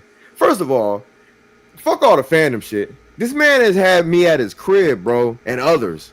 That's selfless. He don't know us like that until he got to know us like that, right? But like that takes selflessness. You know what I'm saying? Like, cause think about it, right? The first time you hosted anybody from the fandom that I know of was myself and a certain shill, and you were 50%. You were 50% positive with that, right? Like at the end of it, right? 50% was me, the other 50% was a jackass. It's a toss-up, right? Yeah. So that's that act of selflessness. I don't know that I would have performed that. You know what I'm saying? Now, of course, for sure. But Sky being Sky, he's like a gracious host. You know what I'm saying? He's all about that teamwork, man. So Sky's always exuding selflessness, man, you know? So it was easy during moments when like BVS day, when he felt down and out, I was like, nah, bro, this dude done opened up his doors to us. You know what I'm saying? Like, man, that was crazy. Which saved me. Imagine, right? No duty either, bro. And we just would have, you know what I mean? Like sat back because I would not have went. That's on everything. I would have 100% missed that race. I'd have been incapacitated, couldn't drive there, bro. There was no way I could have made that drive at all. And you went there and put on a Superman suit and asked the question that everyone else should have been asking, and we only got it. That was his jail day, but no, that was the poster day, bro. That was the poster day. The poster Weren't day. You sick that day too? No, not as much. No, that was this day. Wait, hold on. Where'd it go, man? I need to play. Yeah. Here we go. Oh man, look, we are approaching the man himself, Zack Snyder. Zack, yo, big huge fan, yo. If you could sign for me, and it would make my entire life, Zack. If you could sign the hashtags that I put out, sales ZSJ on Netflix and sales Snyderverse. Yo. Woo! Hey, is he gonna do it? I don't know. Yo.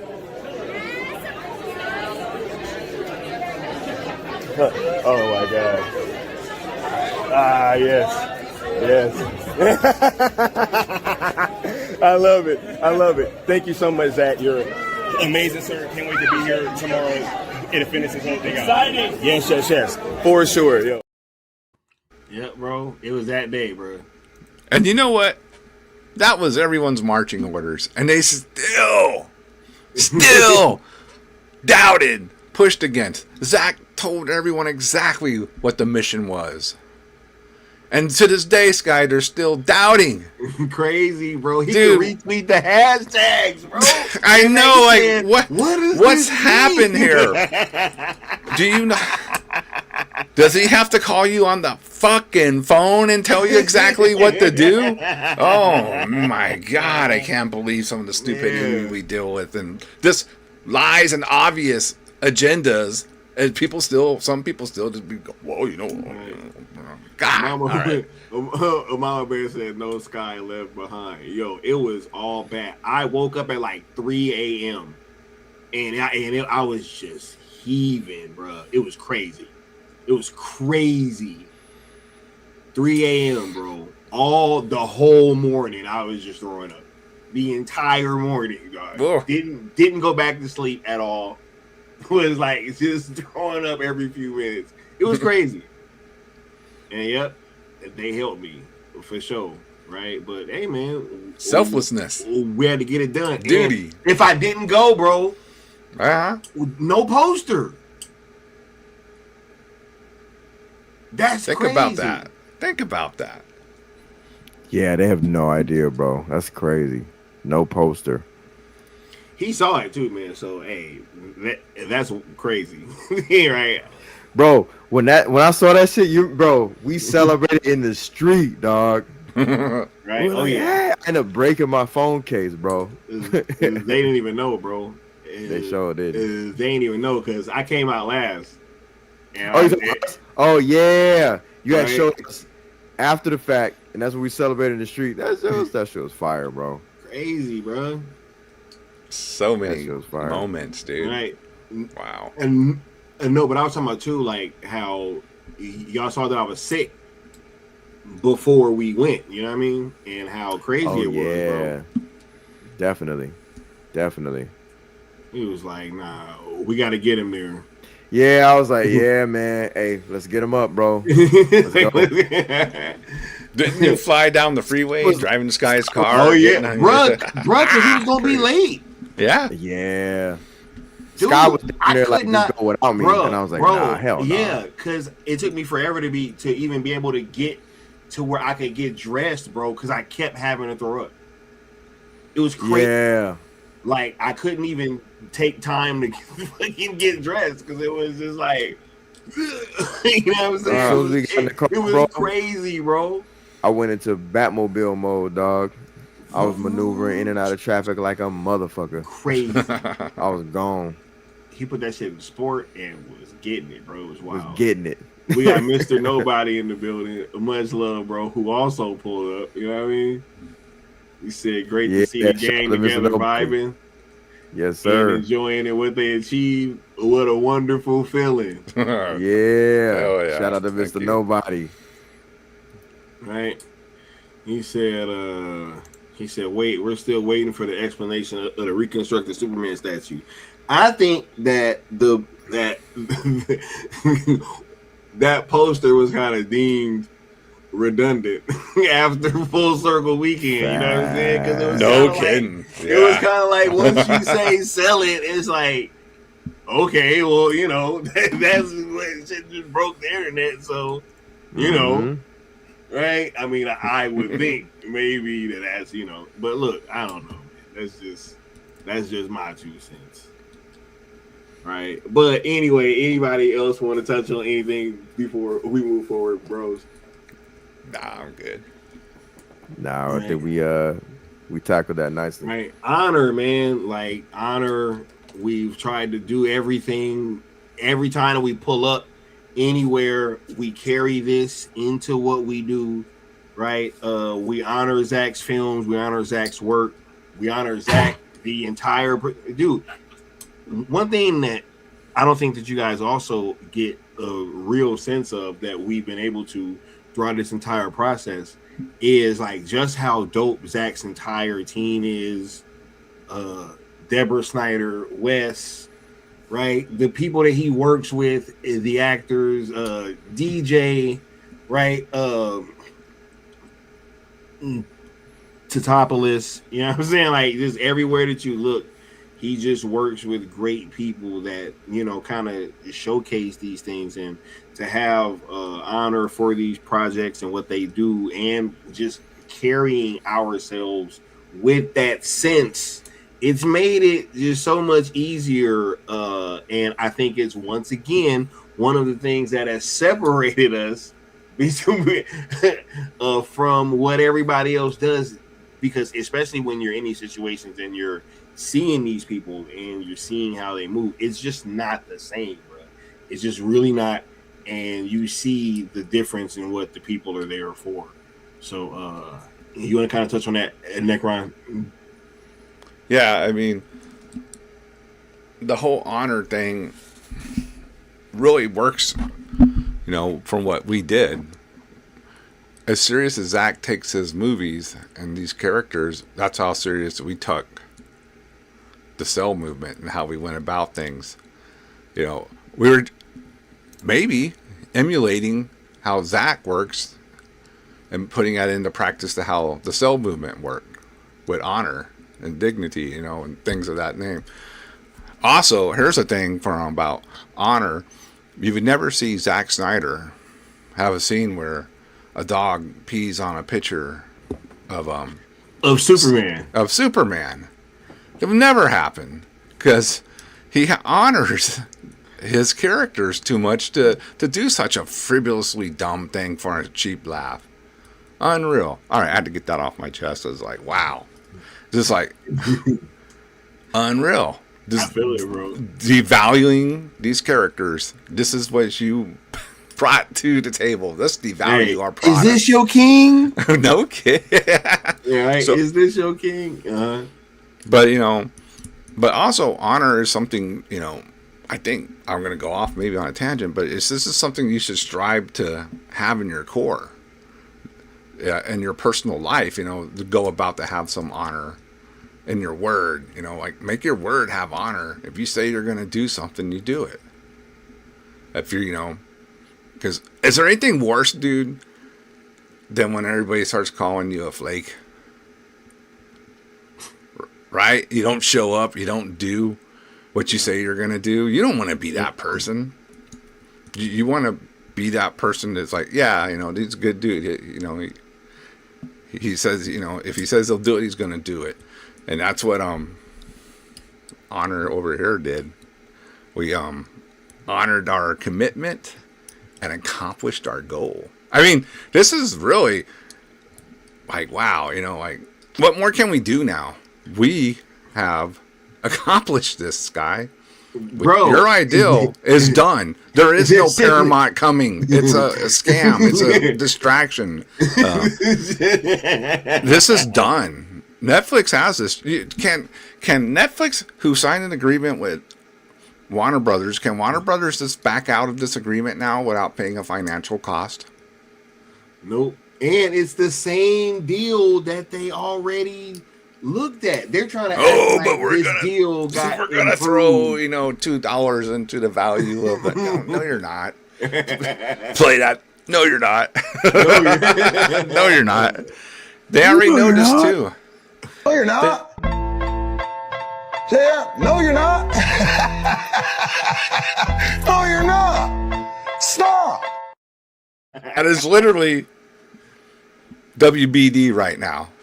Talking to Paramount, like, no, you're not. No, you're not. We already looked at your finances, and I don't think so. $5 billion to break the contract at this. They're not going to do that.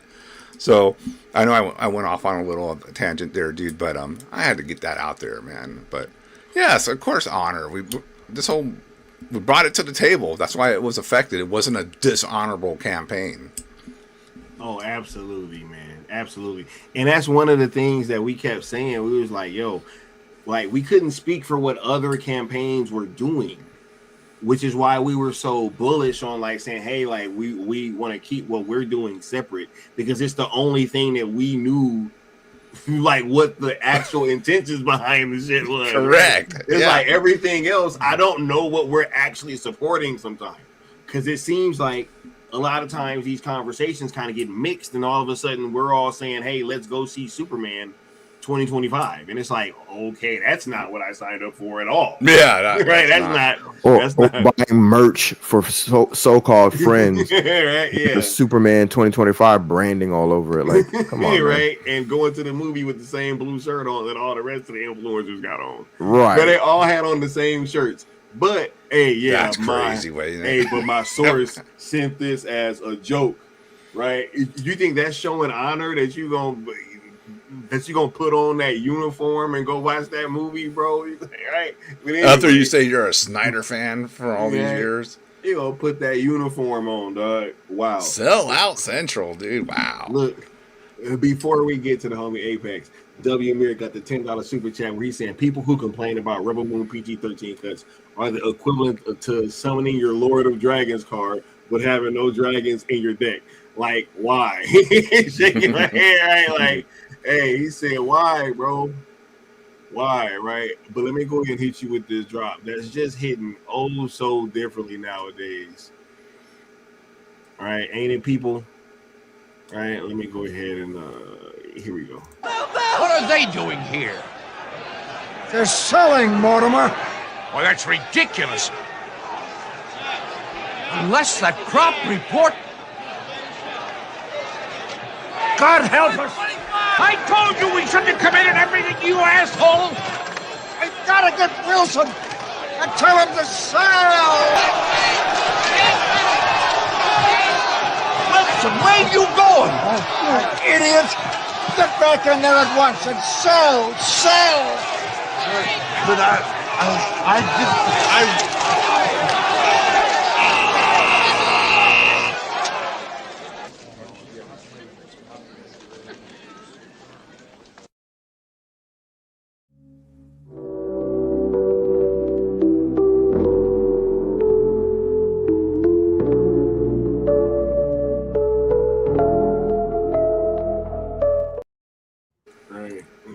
That is hilarious, man. That drop hitting different nowadays. I'm telling you, sure does.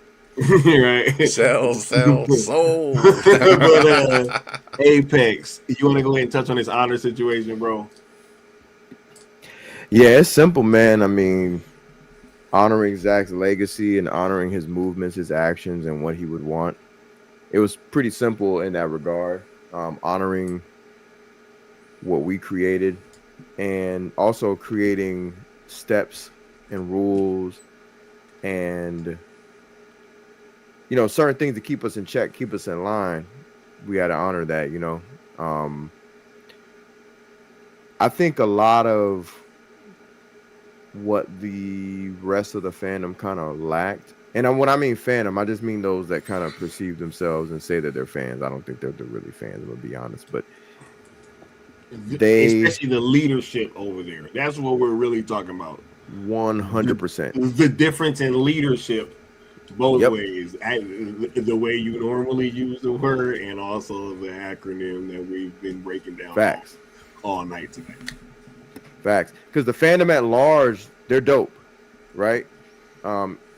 Absolutely. We've seen and haven't seen, right? Because there's people globally who, you know, they're just doing whatever and they just want to see Zack's stuff come back and they don't really know the exact details of everything. Yeah. Right? They just kind of, they're like, oh shit, like Netflix bought Warner Bros. That's dope. That's cool. I kind of was hearing about this thing about people wanting his stuff to go to Netflix and Netflix to, you know, continue it, blah, blah, blah. That's dope. That's what's up. I'm not talking about them. I'm talking about those who we know, like the, you know, the what's that guy's name? The drunk. What's his moniker now? The drunk nerd, or what is it? Yeah, I don't know what his current Andrew is. Yeah. that's what I Head and Shoulders. That's what I'm gonna call. P. Roach fan club. I don't know. Yeah, I'm saying. Right. What's that one? What was the other one, bro? Herbal essences. You know what I'm saying? Yeah. Like, all that, man. You know. How are you an honorable Axe body spray? You know what I'm saying? Super gel. Mr. Eat Crow or his homie. Is that hair gel? You know what I'm saying? Yeah. How long that gel been there? Like that. Those types of dudes that was suddenly their channel would go on pause and go missing during very important moments. God, that was so like with Rebel Moon. Like, how are you honoring Zack, right? And then how are you somebody from, you know, that side of the fandom that's still tagging Paramount? How do you rock with a person like that? I don't know. Ain't that some shit? Like, it's been exposed. Like, come on, what? You know what I mean? Enough. Yeah. They'll scream restore and release and all that other shit, and then at the same time rock out with a dude who clearly does not want to see Zack come back to continue his DC work. He's made that quite and abundantly clear. Hell, Sky even has a drop. Yeah, the Netflix thing ain't happening. I know there's like a certain loud part of the fandom that is like, oh, it's gonna happen. We're getting so close. Yeah, the Netflix thing ain't happening. I know there's like a certain loud part. Yeah, the Netflix thing ain't happening. Yeah, the Netflix thing ain't happening. Yeah, the Netflix thing ain't happening. Yeah, the Netflix thing ain't happening. I know there's like a certain loud part of the fandom that is like, oh, it's gonna happen. We're getting so close to, ripping Zack Snyder from moving forward and progressing in his film career. They're like, no, Zack. Ripping. What? Ripping. Ripping Zack Snyder away. Bruh, first from all that DC he just doesn't want to do.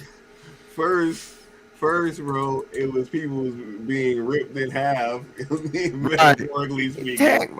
And now we're ripping Zack Snyder away from moving forward in his career from something he clearly wants to do.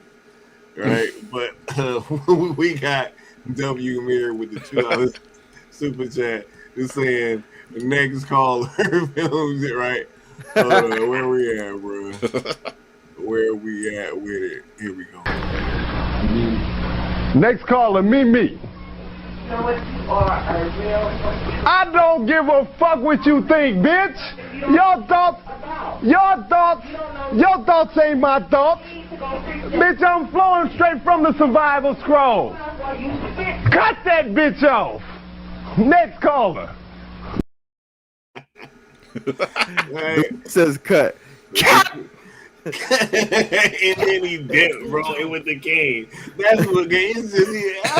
You know, cut that, right? Oh my god! But we got the good Austin said, Sky, can you tell that story again about him being placed in front of you and Stino? Bro, that was crazy, bro. Nah, I just think that was such a clear example of everything because I got there off literally being a fan, bro. Like I signed up, got my tickets the same way everybody else did that was there. I was in general at first. Part of it was like you had to write in why you wanted to go and how much of a fan that you were, and I just wrote in, hey, I flew to the thing in New York and I did this and that, and I went to the red carpet and all that, right? And yeah, because of that, I got upgraded. And then we literally, as soon as we got in, Stino went right and found somebody and was like, yo, where do we gotta stand in line at? And he was like, yo, go look. He placed him in line and said, stand right here. Stino came over there and was like, hey, bro, we gotta go. Like, stand in line right now. So we was in line and just chilling and was at the front. And yeah, here he come with some other, funny looking dude. And he just got placed there, bro. It was crazy. Right. And I was like, okay, this is dope because this is a clear example of like, yo, you're a fan, you got here on your own merits, and all of a sudden it's just, hey, this guy gets placed in front of you because of who he is. And apparently got somebody's number. And I was just like, hey, that was dope. But also what was more hilarious was him trying to talk to Stino and Stino's response to him, which I ain't got to get into that now, but that was hilarious. That was the funniest part of the entire interaction. Right. But yeah, crazy, bro. The survival scrolls. Right. But yeah, was we done on the honor thing before we move on to my favorite topic? Oh yeah. Wait a minute, you didn't even go yet. I was talking, and then I had I said the thing that cued that one thing. I said he's even got a clip. Right. Oh yeah. The timing on that was fabulous, by the way. Perfect. I just wanted to really take the time to highlight, and I'm done. But I just wanted to take the time to highlight how dishonorable they've been. Like you You cannot say, Dishonor. "Oh my God, Dishonor on you, dishonor on your cow." Who know what that's from? Y'all better know. That shit sound familiar. Don't say it. Fucking. Mulan, bro. Yeah, yeah. Yes. Dishonor, bro. Yeah, I ain't seen it. No. Hilarious. Anyway, I'm sorry. No, Go you ahead, good. bro. As soon as you started saying dishonorable, I was like, bro, like, hold up, man. I just dishonor on you. Dishonor on you. You're good because they cook, bro. They cook. Yeah. And I'm not. We're not gonna do this thing anymore. Not that we've ever really done it, but we're gonna keep highlighting the This fact damn that show like, not now. Yeah, because like the time for them to have come out of the shadows and stop being dumbasses and gotten on board, that shit's long gone. And you're not about to ride off into the sunset talking about, hey, we use these restore Johns and whatever, and this is how we got it, or it just happened to happen because we all joined it. No, bitch, no, hell no. There was too much flip-flopping and too much weird-ass activity and straight-up opposition to not only us, but Zack himself. Crazy, bro. And he's one of the guys that was in opposition.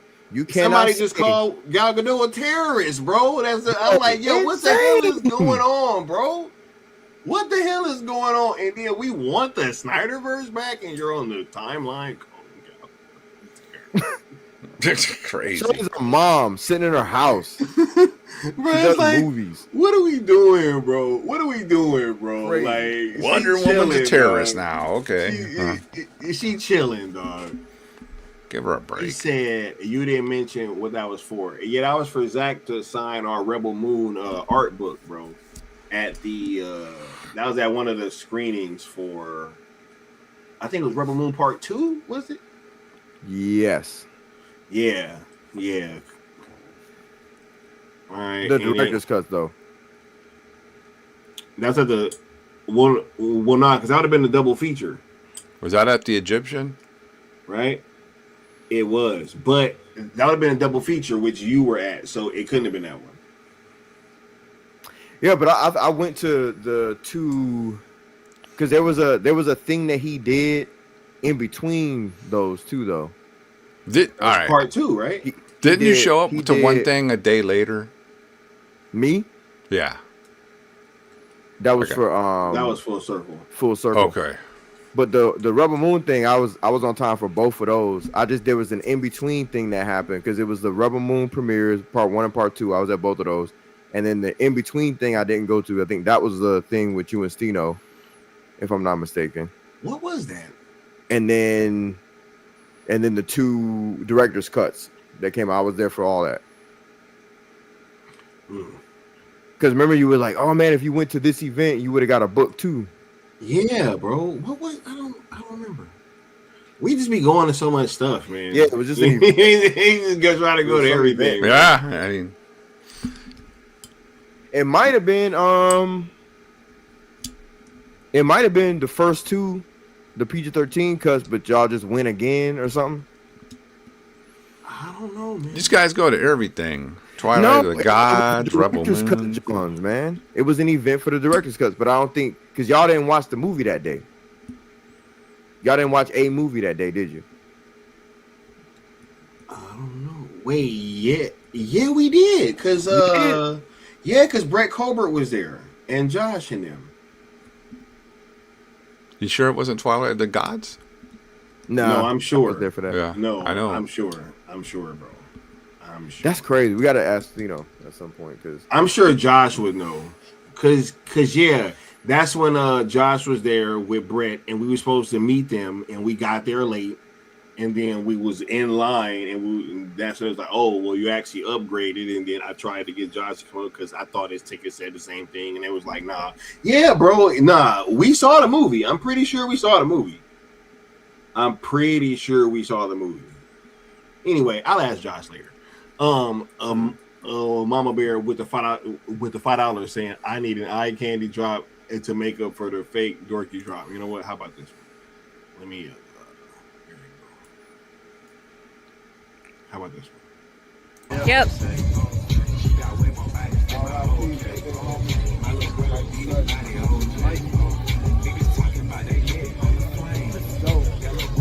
Syndicate Network.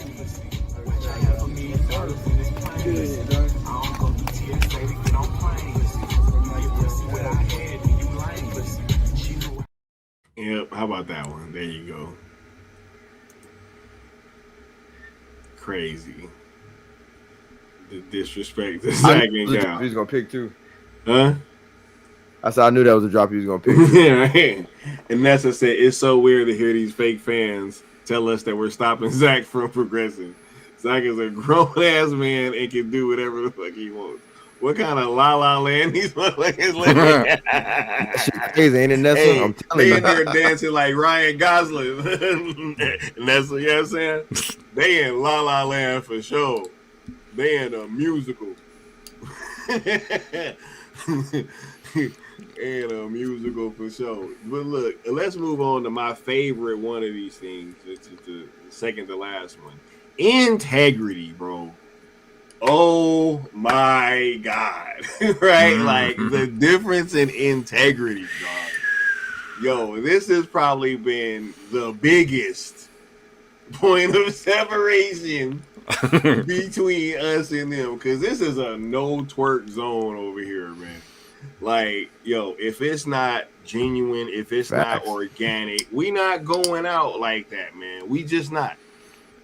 And yeah, pour out one for the homie of Mikey Sutton. That was definitely a Mikey verse moment, bruh. Right? But yeah, like, I mean, look, can anybody think of a bigger point of contention that we've kind of talked about than integrity, guys? Right? Like, has this not been the biggest point of separation between us and them? Oh, I would have to agree. Yeah, I mean, you're just showing it right now. I mean, we stay on point. Nothing's changed. Our message has been clear. Hasn't been changed or altered. All the integrity is still there. Everybody else jumped ship.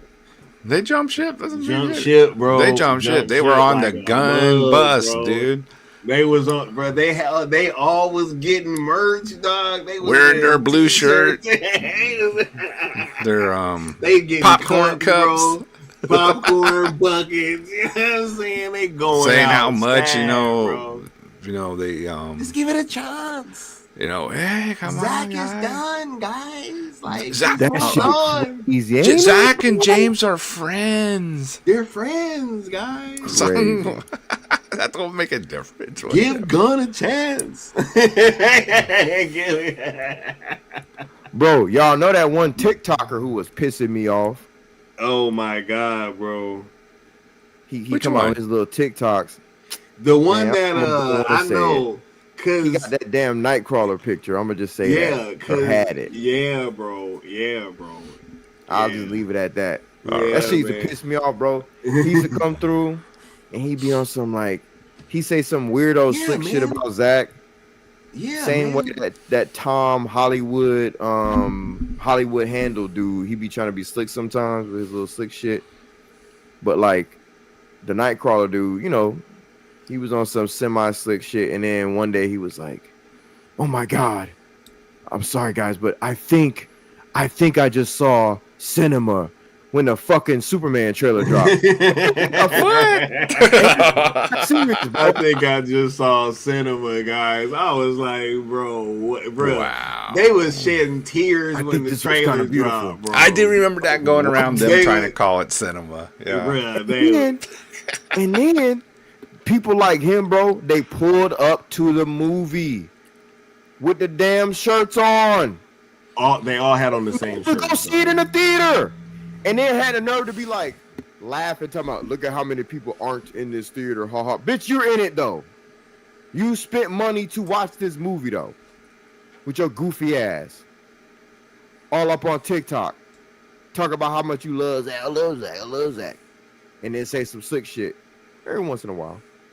And then be on some, this Gunn trailer looks so great. And then be in the theater talking shit because there's a lack of people there. Yeah, goofy ass, because other people had better shit to do than to waste their money watching a dumbass movie that you were trying to make fun of partially, but then you gave some praise, and then you went to go see and you spent your damn money. None of that shit made sense. You have zero fucking integrity. And so that's why I was on his ass every time he say some shit. Every time, bro. I was like, nah, you can't be the one out here critiquing anymore, because you shown your hand. You gave that bullshit a chance.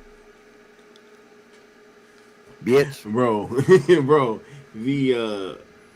the funny thing is, my mom just watched that movie recently, bro. She savaged it, bro. She savaged it, bro. He literally was like, yo, this version of Superman is the most beta version. She said she's never seen Superman getting beat up like that, bro. That was one of the first things that she said. She was like, yo, that's supposed to be Superman. Why is he getting beat up the whole damn movie? And I'm just like, I don't know. You know, these are questions that needed to be answered. These things just didn't resonate with people. And so when you saw the response from most like human beings that we know that saw that trailer and was like, yo, this movie looks kind of crappy, to just see all of the twerking that went on and the twerking for the box office, bro. I mean, we're also forgetting about those conversations, right? About how they was twerking over the box office, they were twerking over the budget. They just been twerking this whole time, and yet it's been a thing where, you know, we've kind of had to stay the course and really just, you know, move forward while knowing that we would be proven right in the long run, right? And they've just been sitting there just kind of going against whatever that we've been doing. So when we've been having integrity in everything that we've done, and when we're getting all this opposition, that lets us know that this is deeper than just, you know, movies and something little, man, because that doesn't even make any sense. Like, I keep making this analogy, but if I were to make a hashtag to say make Con Air 2, I don't think that there would be this pushback, right? Like, why would there be? You know, like, if I want to see Con Air 2, why should that be a problem that I want to see Con Air 2? Right? Like, no one would care. They'd be like, oh my God, Nicolas Cage doesn't want to do it. It's never going to happen. That doesn't even make any sense. That movie flopped anyway. I mean, it's like, what are you talking about, bro? Like,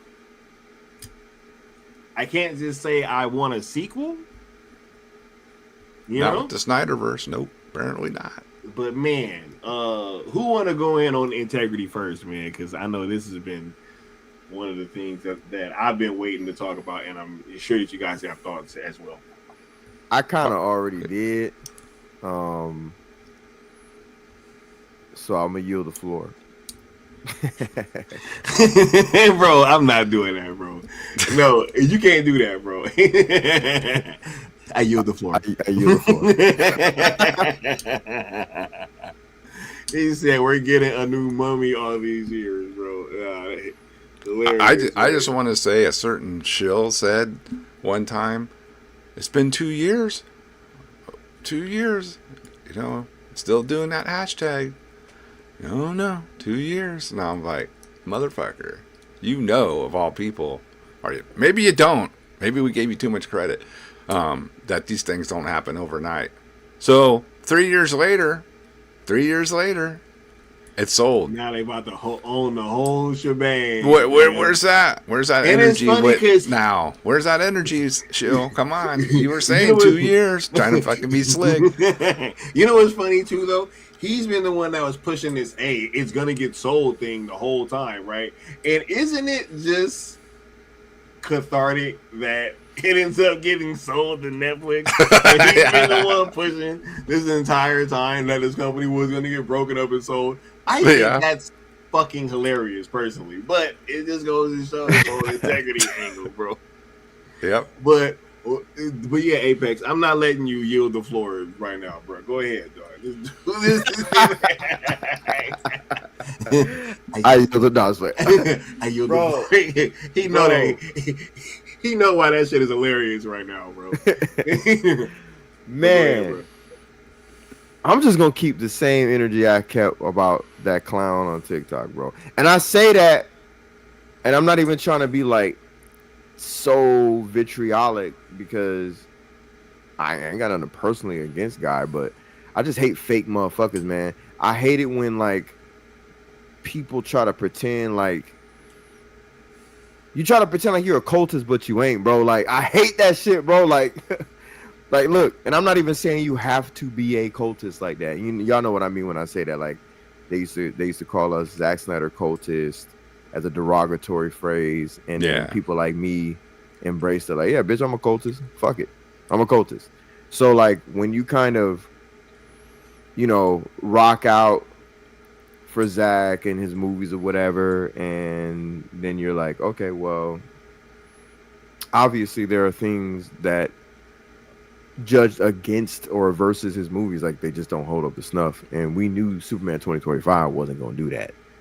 So why are we looking at a trailer that looks like a PlayStation 5 trailer, you know what I'm saying, like at best, and we're going like, oh my god, that shit looked like not Injustice, but it looked like Suicide PS5 Squad Pro. He said like a PS5 Pro game, bro. Fact, bro. It looked like Suicide Squad versus the Justice League. That fucking scene. The scene he was referring to was when Superman was lasering people in the sky or whatever. I was like, what? I'm like, this is what you're this is cinema, bro. Like, and I'm like, is he joking? But he wasn't. Because he said he gave that movie before it dropped like 3 compliments and then went to go see it, bro. I'm like, what? And then you got people like Scammy who run around buying merch, and their excuse is they're buying merch for a friend or whatever. And it's like, man, shut the fuck up, bro. Cut it out. Amazon is global. Like, who you buying shit for? Her friend, our movie news. That's who she's buying it for. Right. The popcorn bucket. Yeah, exactly. The tearing her apart. Yeah, buying it for herself, right? If you know, you know. And then there were people who, let's just say, I think that's my angle. I'm gonna stick to those fake ass people who were trying to shill, you know what I mean? He said Sky. He was literally waiting for the other shoe to drop. Bro, I'm dead, dog. Facts. God damn. That dude too, man. Oh my god, bro. That is hilarious. I'm trying to think of anybody else. He said, Ethan Hunt, we need you to save WB, yo. They was like, bro, Ethan Hunt, please. Oh, yo. I beg you. Crazy. Can you please, like, your mission, should you choose to accept it? These people, dude. You have to stop Netflix from buying WB. Oh my god, bro. They said Ethan Hunt, man. He said we're also getting Demolition Man 2, but it's impossible for the Snyderverse to return. These people got jokes, that right. Which I didn't even know about until just now. I was about to ask that until just now. I just looked it up. Yes. We're getting Demolition Man 2? Really? Yes, man. Hell yeah. That's a great movie. All right. Hold on. Demolition Man. Look it up, man. That's crazy. Look it up, bro. All right, he said fake content has taken over genuine content. Discussing film, this era must come to an end. Get back to watching quality content and true reporting, and that's what we trying to be, yo. Yep, 100%. What, bro? This is crazy. Yeah, right. Yeah, man. John Spartan, what a name, and Simon Phoenix. Will Simon Phoenix come back, bro? Hey, bro, he can't do that movie without Simon Phoenix coming back, bro. He can't, bro. He can't, bro. He can't. He can't. It's not even the same movie, bro. It's not the same movie at all, though. Schwarzenegger could have, if he was a star. You know what I'm saying? But let me stop. Shout out to Sly, man. I'm just fucking with you. But yeah, man. Dang. Yeah, bro. Yo, Demolition Man 2. Oh my God. If y'all don't get out of here. So we can't get Snyder. Stallone Yeah, that's asking too from much. his movie legacy or whatever, his progression in Hollywood. Are we snatching him away from that? Is that what we're doing? By making Demolition Man 2? Ripping him away from progressing. Right? do we rip all those actors away from progressing when they came in Deadpool? And Wolverine? Yeah. That we did to Jennifer Gardner, Wesley Snipes, ripping him away. Chris right? Evans. But look, it's just on this integrity thing before we move forward, y'all remember this when they was talking about this dude Tyler G posted how he got invited to the Superman screening, and they said social posts are not required but greatly appreciated, and they help us prioritize your future opportunities and events. So saying, yo, if you not pumping our shit, you ain't coming back. No more t-shirts. You won't be prioritized. Should we say? If you don't twerk, you won't get work. If you don't twerk, it ain't gonna happen. Hey, and thanks to Sin Havoc for sending me this, man, because this was a great piece of, and then some of them dudes was in the theater with the shirt on. So, what do you think happened? Twerk. He said ripped away Hugh Jackman from retirement to play Wolverine again, man. But lastly, I wanted to kind of touch on from this aspect of it, personal courage, man. Like, look, it's not easy doing this shit, man.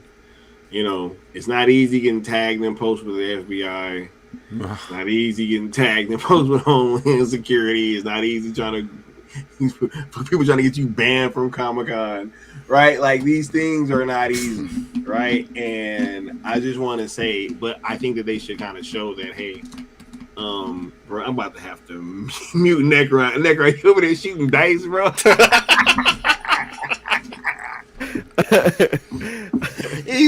Necron winning. He over there gambling like a motherfucker. Snake eyes. Damn. Right, but nah, Lucky man. seven. This stuff is just not easy, bro. And like, it takes a whole lot. But I was gonna say that if you guys want to take anything from this, you have to go out there and get something if you really, really think that it's worth it. Like, you have to put forth effort. You got to put, yourself on the line and, make yourself vulnerable to have people call you stupid and say you're crazy and, try to do all of these things because at the end of the road, right, they will join you in the sun. Right? Apex, you want to kind of touch on this, bro? Yeah, man.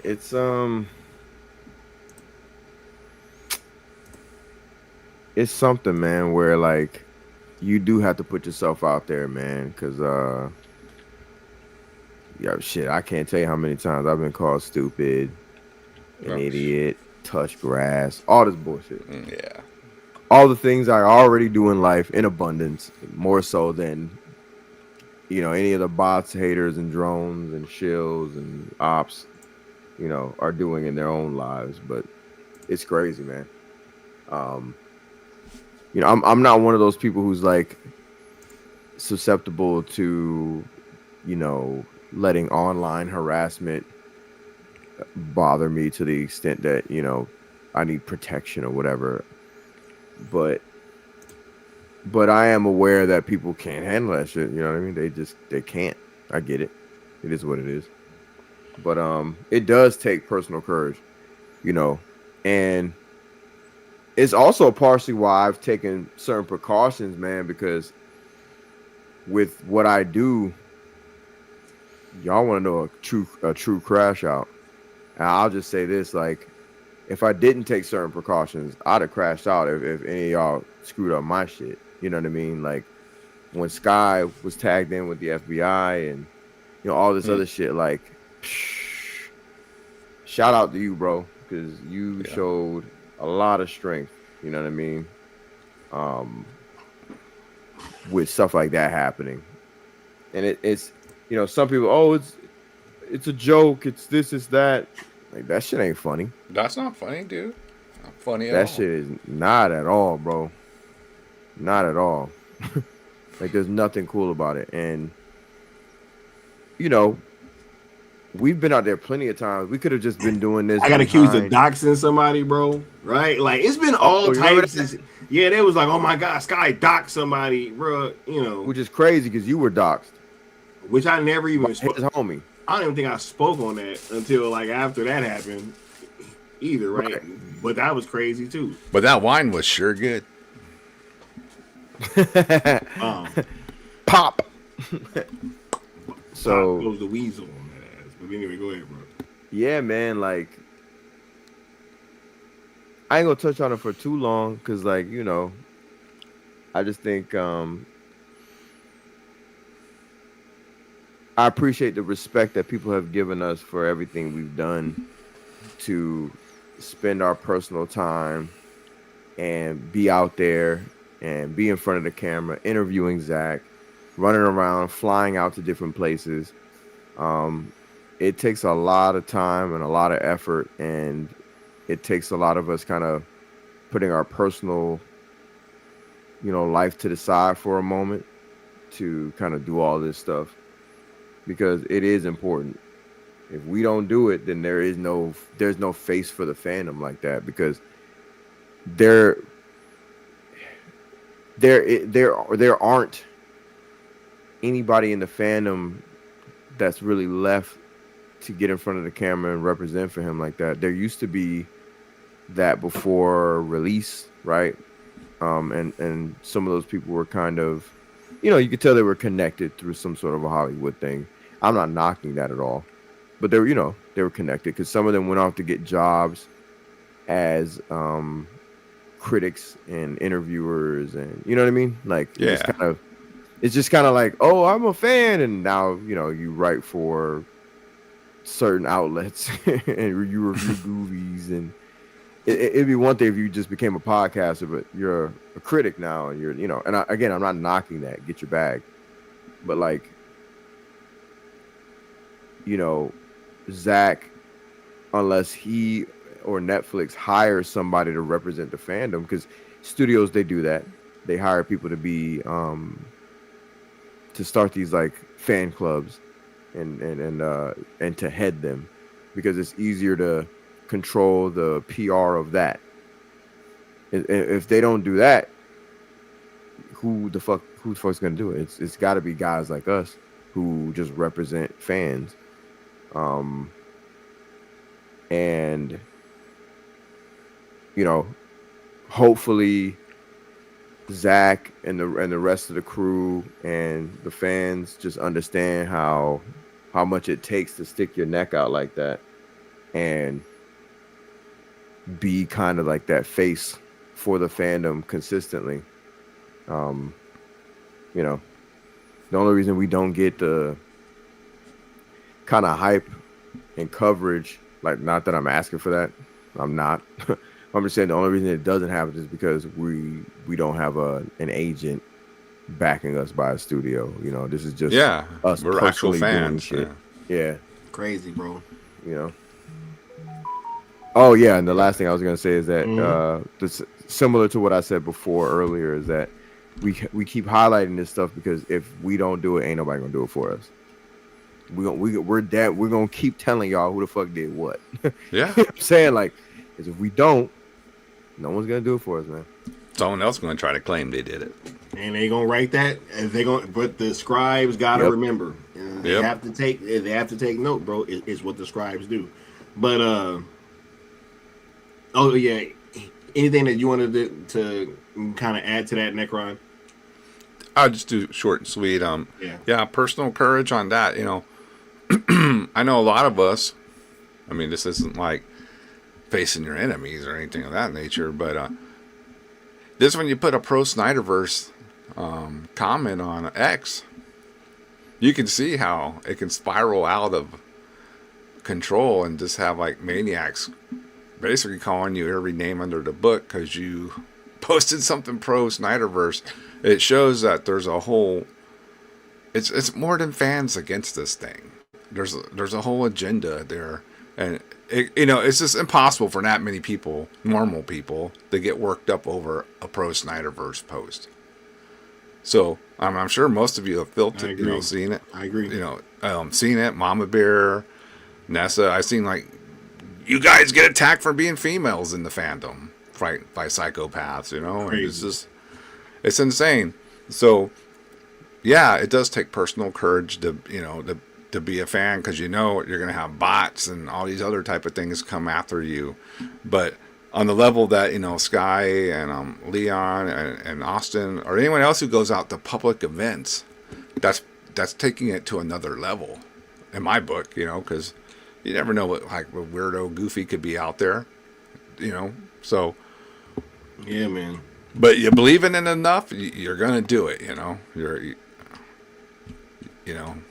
As the old saying, so shit or get off the pot.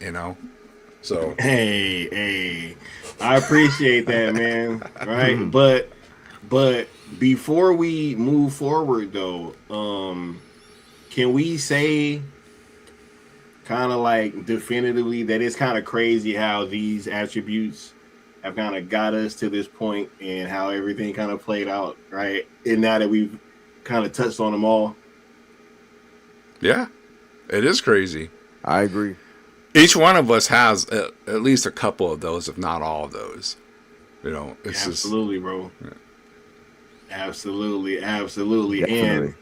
And before we get to the homie, because we got to complete this table in 1 second. I just want to say that, just so y'all know, Zack Snyder, as soon as I went live, he put a post on Instagram and said, "My dog eat rats." So y'all can do with that what you will. You know what I'm saying? So that's perfect. Y'all can do with that what you will. You dig? He said, "My dog eat rats." But look, before we get to the last topic, you know what I'm saying? We gotta complete this, right? We gotta bring up the last leg of the table. You know what I mean? We got the homie, the good Austin in the building. What's going on, dog? Yo. What up, Flash? Hey, the Flash is finally in the building, bro. Turn my YouTube off. I was like, why am I hearing myself right now? Mm-hmm. Oh, that's right. I'm listening to this live broadcast and I'm on. What's up, guys? What's good? What's up, Austin? I got everything loaded up here though, and nah, I see it, bro. But okay. Look, I just wanted to get your thoughts on everything, bro. Before we get to the last of the, because I've been saying that Austin gonna put the tape in tonight. You know what I'm saying? Austin's putting the tape in tonight, and they about to see it because this is the culmination of everything, and this is the perfect stream for it, bro. That's why we titled it The Most Effective, and it's wild because like it even kind of got pushed back to this because this stream was supposed to be Friday, and it ended up naturally getting pushed back till today, and here we are. You know what I mean? And it's like the perfect kind of day for it. But yeah, man, what's your thoughts on everything? Because I know you've been kind of in and out of the chat, but before we see you put the tape in, bro, what's your thoughts on everything that we was talking about throughout this whole thing, yo? bro, it's been a long stream. Geez, let me summarize. Well, it's been like the illest psyop of all time to be a part of. And when you talk to people about like the Snyder fandom and stuff, if you even start to bring up like any real quick, not to interrupt you, but we got to do one thing before you continue, bro. What's up? The cool table is complete. We got to I get wanted the cool to table so background. You got to get the cool table background. Yeah, that's right. I set that up. I got it, bro. Yeah. We got Yeah. I love that shit. I think it's the last one. Oh shit, and it's perfect. We're all in the right boxes too. Crazy. That's awesome. That's crazy. Wow. Wow. Haven't seen this in a minute, bro. Yeah. Hey, crazy, Shout out to the cool table. That's just why. That is why. But go ahead, bro. Oh man. No, it's a hard thing to talk to people about. Being a fan of these movies and being a fan of Snyder and trying to have like an honest, good faith conversation, because it like depends like which side of the psyop you're on, or if you're actually neutral and you can listen to like both sides, or a Snyder fan talk about Snyder stuff. But like there's like some weird like brain flip that switches and or switch that flips that goes off whenever Snyder's mentioned, or someone likes his stuff or critiques it in a good way. Like I bet half the people who hate Snyder and like but love DC in other ways, if they actually heard the comment, Can't watch a movie without thinking about me. He's like I don't even know who he is. Like, as far as I'm concerned, I literally never read anything he wrote. I don't know who he is. He's nobody to me. But to him, I'm somebody very important, in his life. That he can't, that not only is he mad at my movies, he's mad at other people's movies that remind him of my movies. That's an incredibly powerful, emotional place to live in. I'm sorry. I feel bad about it, but it's like in the sense that I don't want to take up that much space in anybody's life. Like that guy take up way too much space, and also a negative. Like I take up this space in his life that's negative. That's really upsetting. He's like really mad at me for some reason. Hey, my bad, Austin. I'm sorry, bro. I had to, bro. That just so perfect. It's funny because I can hear like the background like noises and everyone's mics. So when it cut off, I'm like, wait, am I still good? Like, what's going on here? Like, you have no idea what I've been through with the Speed Force. So any little disturbance in the force, bro. I'm like, dude, I have PTSD. I'm like looking around, looking at all my vitals and shit. Like, are we good? Are we good? Is this thing about the fucking tank? Because I'm hosting the file right now. I don't know if I think if I disappear, it won't be up here anymore. So yeah, probably. I'm like, oh no, not again. Imagine, dude, I get it all rendered out and we can't freaking play it. Oh no. But man, that's crazy though, bro. Continue though. No, it's just it's like I said, it's a hard conversation to have, and I think that was purposefully done. Like word of mouth is the biggest like advertisement. So when you feel like you can't talk about the very thing you want to talk about the most because it may or may not upset somebody, that prevents you from spreading word of mouth.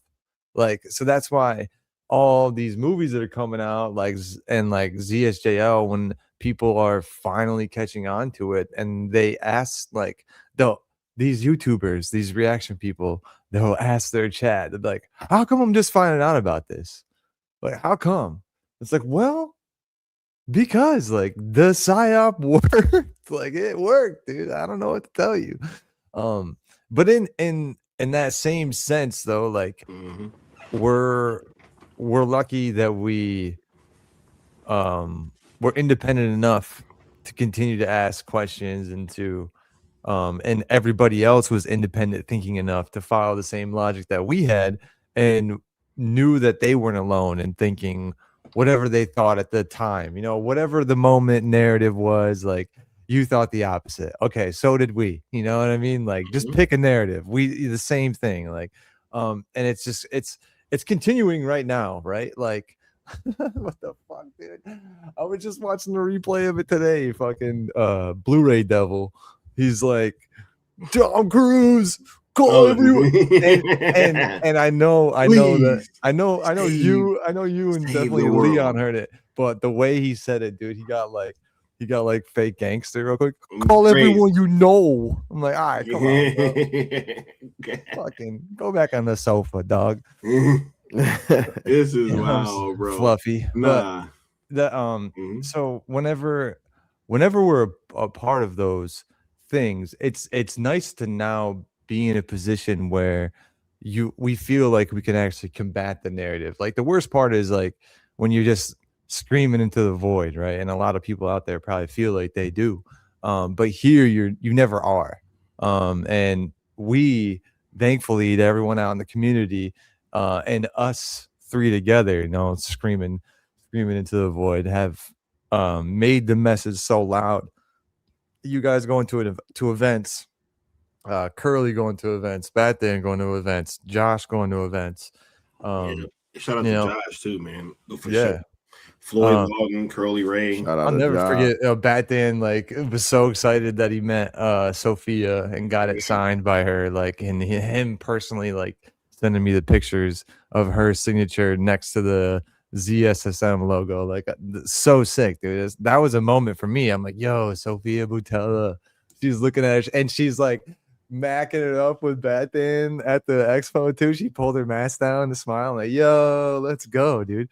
And that is the class of Zack Snyder's actors, everybody that he has on his team, from top to bottom, to the head honcho West, to all the way down to rigging and food service. I'm sure they're great people too, just because they're part of Zack's team and a part of his production crew. So you said food service? Oh yeah. I know for a fact they are. Yo, Apex will literally he can attest to that for sure. He told that story on stream for sure. Thanks, dude. He literally was I barely whispered I was hungry and I missed my chance I to remember eat. you telling that. Yeah. Because I think I was talking to Zach and everything, right? And then when I said it, they were like, "Oh, you're hungry? You want to eat?" They took me in the back into the little kitchen area, back, bro. and they said, "Pick out whatever." And I was like, I'm thinking that's just whatever. They just saying just being that, nice, right? And they were just being nice, and they were like, "No, go ahead, get whatever, eat." Yeah, for real. I was like, "Oh, for real?" I was like, say less than less. Yeah. Do you know where I'm from? Facts. We eat. I'm leaving it with something. I should have said something because I was low key hungry too. And then I saw him come back with all this food. I was like, yo, what the hell? Yeah, I said something though. I was like, he didn't eat standing in line because we was trying to talk to Zach and them. You know what I mean? Sky starts itching his neck. He's like, yo, my blood sugar low, man. Let me get something. But it's not that the homie's back. Look, we've been teasing this for a while. You know what I mean? And I think it's time to let the people see it. I ain't even seen this yet. Can I tease? Can I foretell? Go ahead, bro. This is absolutely. This is everything. It's not just part 2. So we're going through part 1 again, but it's the full clean render of everything, crisp. And this is gonna be the live version. I wanted to leave something on the bone for people to come back to for the ZSJL to Netflix channel. Gonna add credits onto it, which is another little 3 minutes of footage, and it'll have thank yous to everybody and the members and whatnot, and Mikey and all that. So that's going to be added on at the end, but I wanted to leave a little bit on the bone for everybody, so they had the good Austin cut on over there. So this will be the live reaction. We don't need to sit through the whole credits because this is going to be long enough. Trust me, this is going to be long enough. But I can't wait for everyone to experience this shit. This is a story of ZSSM abbreviated, you know what I'm saying? For sure, man. And let's go ahead. And I'm actually gonna put it on cinema layout because I've been waiting to see this shit. You know what I'm saying? We going on cinema layout. Full screen on this one, dude. Full screen. Hold on, let me move this banner too. This is all coming down. Oh shit, dude! Watch out, the cars are coming at us. I think I had up the wrong one anyway. Here we go. Oh, look, that's a fire ass background.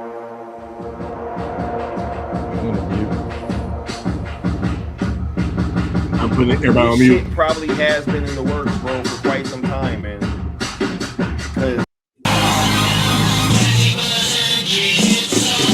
if Toby and him was that tight, you know what's crazy, Sky, is when we talked about this before, I completely misread that. Because you remember my reaction, right? My reaction was like, I thought we knew this. I was reading this as saffron for some strange reason. It changes everything. Yeah, no, you definitely had like a very muted reaction. Yeah.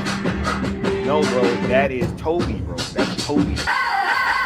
Well, I think you've seen some things out there, right? And we're excited about the film. Of course, you know, we were saddened by the events that caused Zack Snyder and Deborah Snyder to have to leave and turn the reins over to Joss Whedon. But he was already working with us on some of the scenes for the additional photography that we're going to be doing shortly, and it was fortunate that, you know, Zack convinced him and he agreed to step in and finish the movie, help Zack finish his vision, and we're excited about that. You said that you wouldn't be back except for the Dark Knight Returns, but I don't know if Netflix finally has it and you could hypothetically continue, would you be open to it? If Netflix had owned the rights to the DC characters in my extended universe, of course I would absolutely whatever. Yeah. No question. Very happy. Yeah. That would be very happy.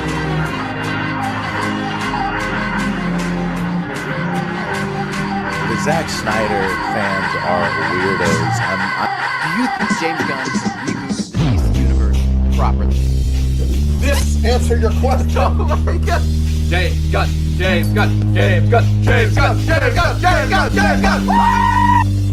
Hey, Walton, James Gunn's not more successful than Zack Snyder at the box office. Zack Snyder, look at Batman v Superman and how well 300 did and all that stuff.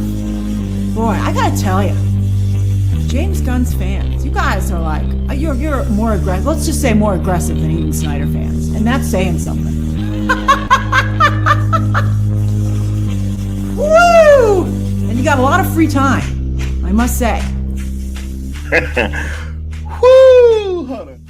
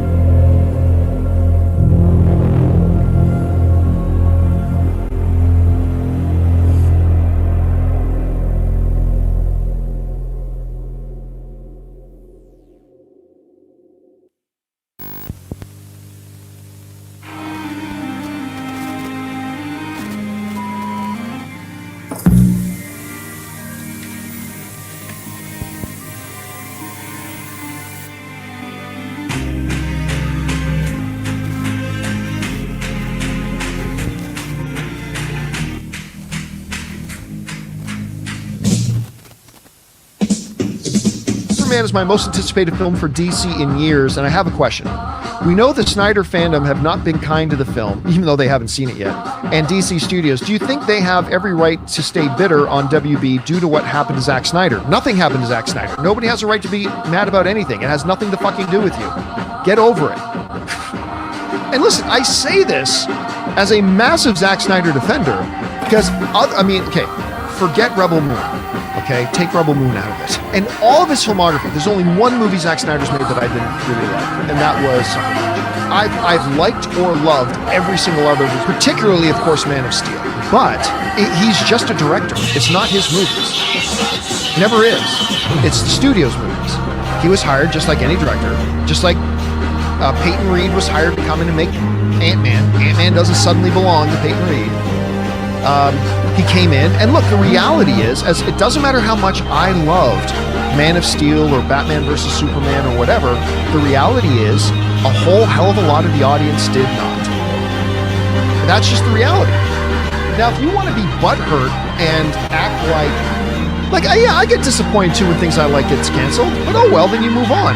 You want to get butthurt as if this was some kind of personal affront? I don't know. To me, it's absolutely pathetic.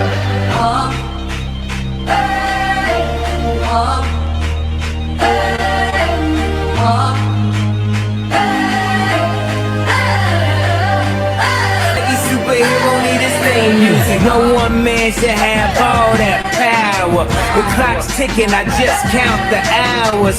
Stop tripping, I'm tripping off the power.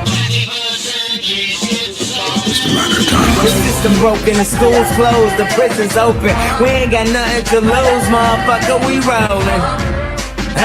Motherfucker, we rollin' with some light-skinned girls and some Kelly Rollins. In this white man world, we the ones chosen. So good night, cool world, I see you in the morning. I see you in the morning. This is way too much, I need a moment. No one man should have all that power. The clock's ticking, I just count the hours. Stop tripping, I'm tripping off the power. Till then, fuck that, the world's ours.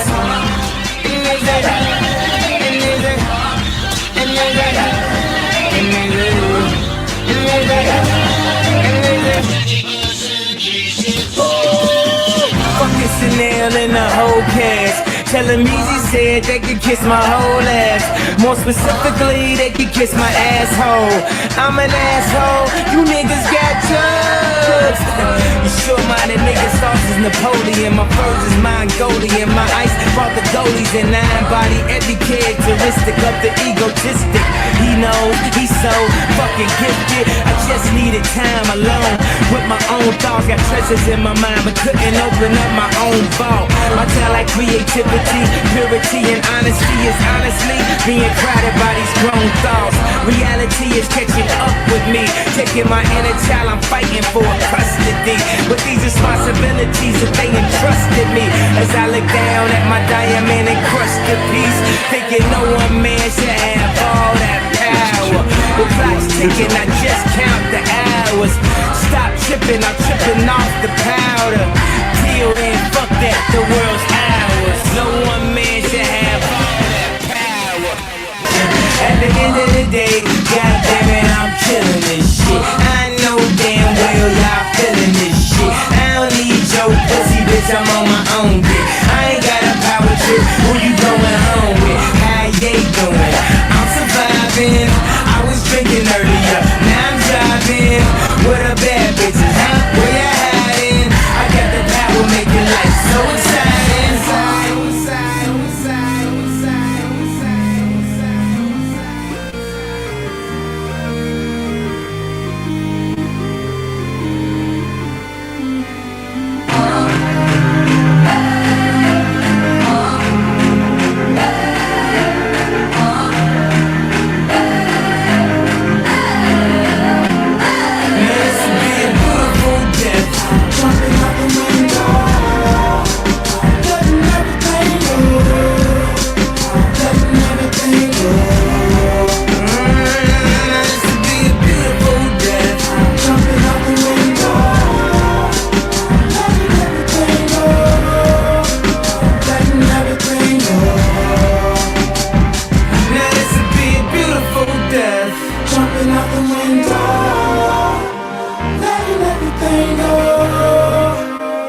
Never think, oh, you got the power.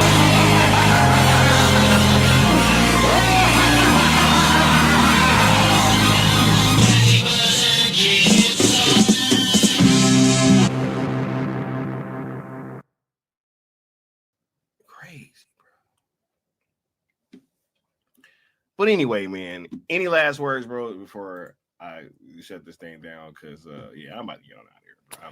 I'd already cooked these meals, bro. You dig? Just one. What? Bang.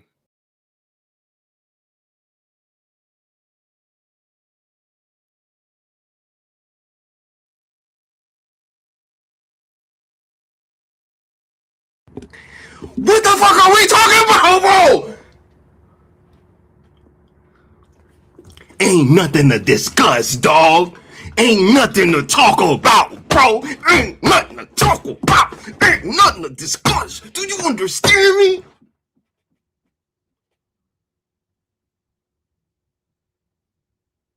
Oh my God. Whoo-wee. That boy cold. That boy cold. That boy cold. He cold. He don't miss. Even under the pressure of battle, he don't miss. What?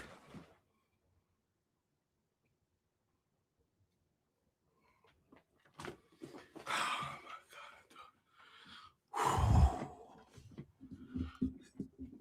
God. Y'all salute that man, bro. Y'all salute That shit was man, bro. fire, bro. Y'all salute that man, bro. Shit. I'm just trying to stay quiet to listen to this reaction. What are we talking about, bro? What are we talking about, bro? And that shit was fire What when are he we said, talking I'm on my about, bro? Austin Powers. And it went to you. That shit was fire. It went to you. I'm on my Austin Powers. I was like, bro, that shit was hard, bro. That shit was hard as fuck, bro. Man. Hey, y'all gotta parse through that when he drops it again. Because that shit was nasty. The details in the background, the articles, bro, the shade. The restore button. That yeah, shit's man. hilarious. Yo, Damn, everybody. Austin, that was harsh. Everybody, man, y'all better be glad y'all caught that live, bro. For sure. Yeah. For sure, man. This, bruh, that's crazy work right there, bro. That's nasty work right there, bro. That's nasty work right there, bro. Hey, that was wild. Yeah. Shout out to you, Austin. Oh, yeah, bro. Oh, yeah. Damn. Hey, and it wasn't even us doing that, bro. WB did that shit, bro. WB they tossed y'all ass out the though, window, man. bro. And then we came through and did what? That, bro. We saved the fandom, bro. Facts, bro. That's who that was, bro. Crazy. You know what I'm saying? That shit was Ann Sarnoff and them sending the fucking, you know what I mean? That was like, oh, it's a cul-de-sac. Oh, it's a this. You know what I'm saying? Like all that. What do y'all think that was, bro? Oh, I didn't fire him. He just didn't get hired. What do y'all think that was, bro? Could have put way more James Gunn shit in there, but it wasn't about James Gunn. It never was about James bro, Gunn. It wasn't, dog. That's the point. That was hard as fuck. It wasn't. Using BVS, JL, and Watchmen. That was nasty. Crazy. And Suicide Squad. Yeah, and Suicide Squad. Yep. Crazy. Yep. Suicide Squad. Work, bro. Those are great representations of the work, Snyderverse right there. I like that. Nasty work, bro. Because the Snyderverse does include Watchmen. Absolutely. That's nasty work, bro. Hell yeah. Oh my God. Man. Anyway. I was so hyped, bro. I was yelling and shit. Y'all saw me. I was so glad I was on mute. Y'all saw me. Yeah. Y'all saw me. I was this fucking man was wilding, dancing bro. like a motherfucker. I was wilding, bro. Yep. Because, bro, you want to know something? Because, like, I picked the song, and like, oh, yeah, bro.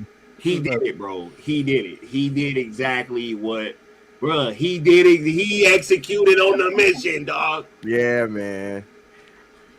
I asked him to do a little something to show, like, hey, just show them. This motherfucker made it a film, bro. This shit was nasty, bro. That shit was nasty. I need that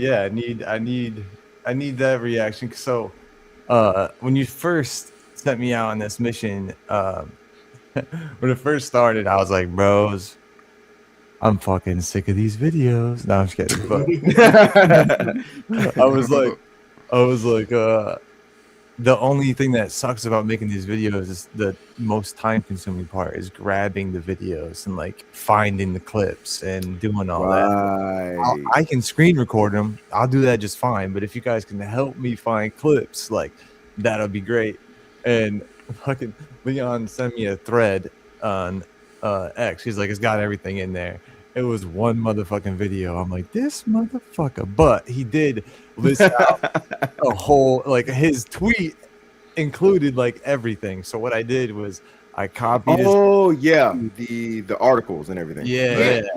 Wait, a little bit of behind the scenes, bro, because at first we were envisioning just like showing the articles. Yes. Right? Yeah. And we wasn't even thinking about clips, bro. Like it was just article, bro. And that's what I mean. Like he took what we asked him to do and just like totally fucking over delivered, bro. In the hood back in the day, we used to call it. He freaked that shit, bro. You know what I'm saying? We was just like, hey man, just show some articles in like fucking with some transitions, right? That's literally all we were thinking. So that when the haters come up, we just be like, look at this. I don't give a fuck no more. That shit go hard. I don't care who they try to take credit, because we gonna kill that. We gonna get our credit. This is way bigger than that. Shit was beautiful. I hope Zach sees this, bro. Hey, we gonna make sure. He gotta know that. Yeah, man. You gotta help me rock with him this heavy, bro. Austin, man. Yeah, that was crazy, bro. Fucking A, man. I was screaming like a motherfucker, bro. I almost came off mute.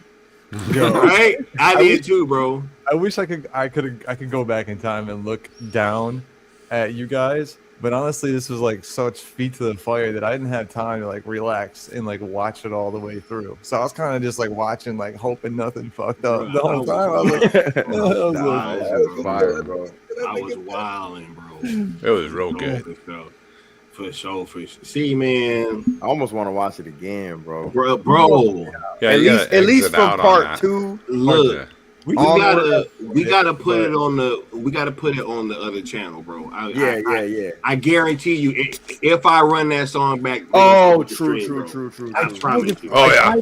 Fuck with it enough to where it might, but I'm just saying, if I like, it'll be cool right now. If it might tag it later, but like if I run it back, it's gonna stop the stream. I promise. For sure. Stream interrupted. I have to watch it back on replay. I promise. Yep. That's what I'm saying. Everybody better be glad y'all caught this shit live, because this video might have to get chopped up later. Low key. Oh god. Because they be bugging, bro. Yeah, they do. Yeah. They definitely do. You know what I'm saying? And I'm gonna try to take the hit, but they be like trying to block shit globally. They be like, oh, video blocked globally. He be like, what? Just the Wonka clip, dude. The Wonka clip was Wonka. Killer, I saw. Yeah, dude. Yeah, bro. Wonka, bro. They just like, damn, dude. Y'all just, hey, they hating. Wait till it's all signed and sealed, dude. We'll be on a quote unquote white list. Hopefully. Instead of like, just stop fucking with the videos. Like, can I just play drops? That will be good. No shit. Can I just play drops? Like, I know, dude. We just trying to have fun over here. Go on, man. What? If we got to privatize everything afterwards, we will. But we don't want to do that. Yeah, YouTube, man. We don't want to do that, YouTube. Hey, cause I will. But nah, more to this video. I've been waiting fucking months to hear you guys fucking react to it. And so when you sent me that tweet, I sent that I copy and pasted what you had posted in return to John Campia. Like it was his video clip of the, I think it was this video clip. Like he posted it, I believe, if I'm not mistaken. and you like quote tweeted it and then replied and like Ooh. Me, I think. Oh, yeah, okay. Apex did. Yeah. Apex quote tweeted it and was like, nothing happened to Zack Snyder.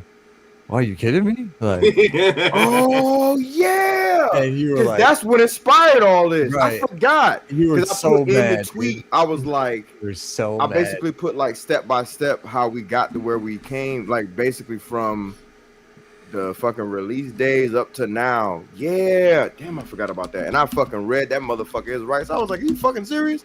He ain't never been through nothing. I copied, Like what? I copy and pasted that and just put it in the Grok. And I was like, Grok, can you just help me find like articles over the internet and like video things that will like help put this together? And Grok did its best. I had to, go through afterwards, but so it was a lot of like research. It was like a fucking month of research, and then I had to get all the clips. Then I had to like screen record the articles. Then I had to convert all the clips, and then I got to start putting it together. And then when I started putting it together, I'm like, shit, I need to actually make this song longer. So I needed to find an alternate version of the song, and then I fucking put that together, and then all of a sudden I got like a whole like part one of the song going on. I'm like, oh geez, this is gonna be so long. I'm telling, we're like months into the project by now. I'm like, boys, this is gonna be a while. I started doing the effects, dude. Yeah. And I gotta do them frame by frame. There's certain things that I do because like the automatic way just wasn't working. Like so I had to do it literally frame by frame. Now I understand why VFX takes so long, dude. Because you have to build things frame by frame, and then you can do that, play around with it, and then go play it back through, and what you fixed now has messed something else up in that same. So it's just like like a teeter totter the whole time of this trying to get it through, and then I finish it, and then we gotta render it, and then it's the whole ordeal of that, like trying to figure out the best way to render it. So it's been so long, but been almost a year, bro. I took that John Campia video. It was like 9 months. Yeah, dude. Yeah. And so that's why I wanted to hear especially Apex's reaction to me using that Campia video like I did. And then switching to that that scene from BVS afterwards. That was nasty as fuck because like when I saw that video, I still didn't even remember. I didn't even remember that video, bro. That I remember the video when I saw it, but I didn't remember when I said that to him. I forgot that that's what triggered everything for me to ask you, bro. When I saw that video, I was like, yeah, motherfucker, like he's gonna get it. He's getting it. You know what I'm saying? Like, I love that you made it like a basically like a media thing. You know what I mean? Like we're watching a media show. That shit was like the news and shit. That was nasty. Hey, real quick, before we do the thing that we just mentioned in the back channel, who was Cyborg in the crew? Because I know everybody kind of matched up the people. Man, I wouldn't. You just kind of just had him there. Oh yeah. No, okay. I feel like Cyborg represents everybody. I got you. Like that, because like when he said it's the heart of the movie, and like the heart of the fandom isn't just any one person. Like the heart of the fandom is the fandom. I like that. So like whenever I see Cyborg and it's like I'm not alone. Like we all felt like that. You know what I'm saying? Word. Yeah. So I really think that anybody could be Cyborg, and that's the best part about it. Like we're all Cyborg in a way. Mikey then. Mikey. Wow, that's a good one. Yeah. And he lives in the ether, bro. Amen. Yeah, man. Yeah. That's who I would say. I really appreciated that too, man. Look, the homie Necron got to bounce soon, so we're gonna get his final thoughts as we kind of close on out, man. What's your final thoughts, bro? And just what you want to say to the people before you get on out of here. Well, first, dude, congratulations, Austin. That's like your magnum opus, bro. Dude, I can't say a better word to say it. Your magnum opus to this point, but that was really fucking cool, dude. Really like that, dude, and the edits and the cuts and the flow, pacing, A+, A fucking plus, dude. Hell yeah. Yeah, it's great being on a panel again with everybody doing the cool table. I didn't know we were going 3 hours, but fuck yeah, we did. It's like the old days. And waiting for me to get Oh, it no done. worries, dude. Great stream. Scream. I can't see. I'm getting tired. Great stream. This guy. And I like the whole leadership thing, the breakdown of everything. That was excellent, and it is representative of the cell movement. I don't think anybody has ever brought anything but their A game to this when they bring it to the cool table. You know, everyone does bring their A game. Austin, all the time, really. I mean, Leon and Sky. Me too. When you need an ace, and you know, it's funny when you said I was the ace. My wife had just ordered me an Ace of Spades shower cup. Nice. I was like, that's too funny. You see how that works, bro? You see how it works? Hallelujah. All right, man. You did it. I mean, we're sold. I don't know what all this other nonsense is, but it's just noise. We're sold, dude. Nah, bro. Let them tag Paramount. Yeah. Let them bury themselves. Yeah. Yeah, Crash man, out it's all you like, want. just go do y'all Paramount thing, bro. You know, just go on over there and stay over there, and y'all can just be wrong. You know, because y'all been the only ones pushing that narrative anyways. So you might as well just go stay on that side with Charles Gasparino. Enjoy yourselves. You know what I'm saying? And on that note, I will see you guys later. Thanks.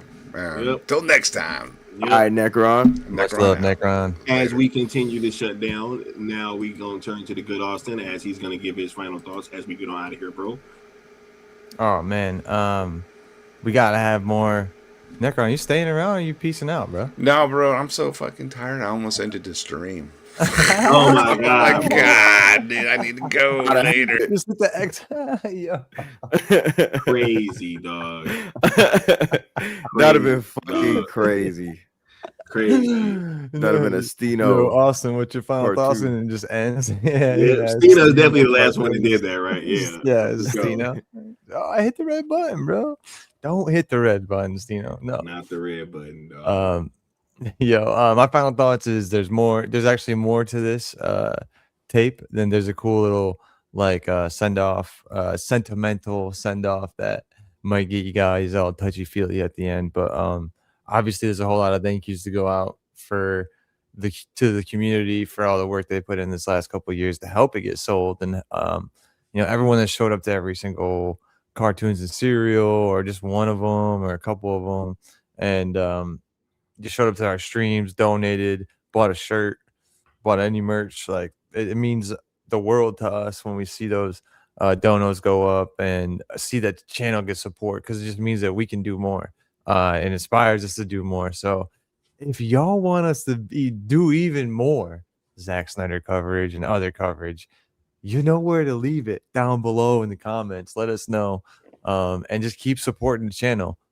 This was made out of pure love. A love of labor of love. I texted Sky all the time. I was like, this fucking video, man, I fucking hate this fucking thing. For sure.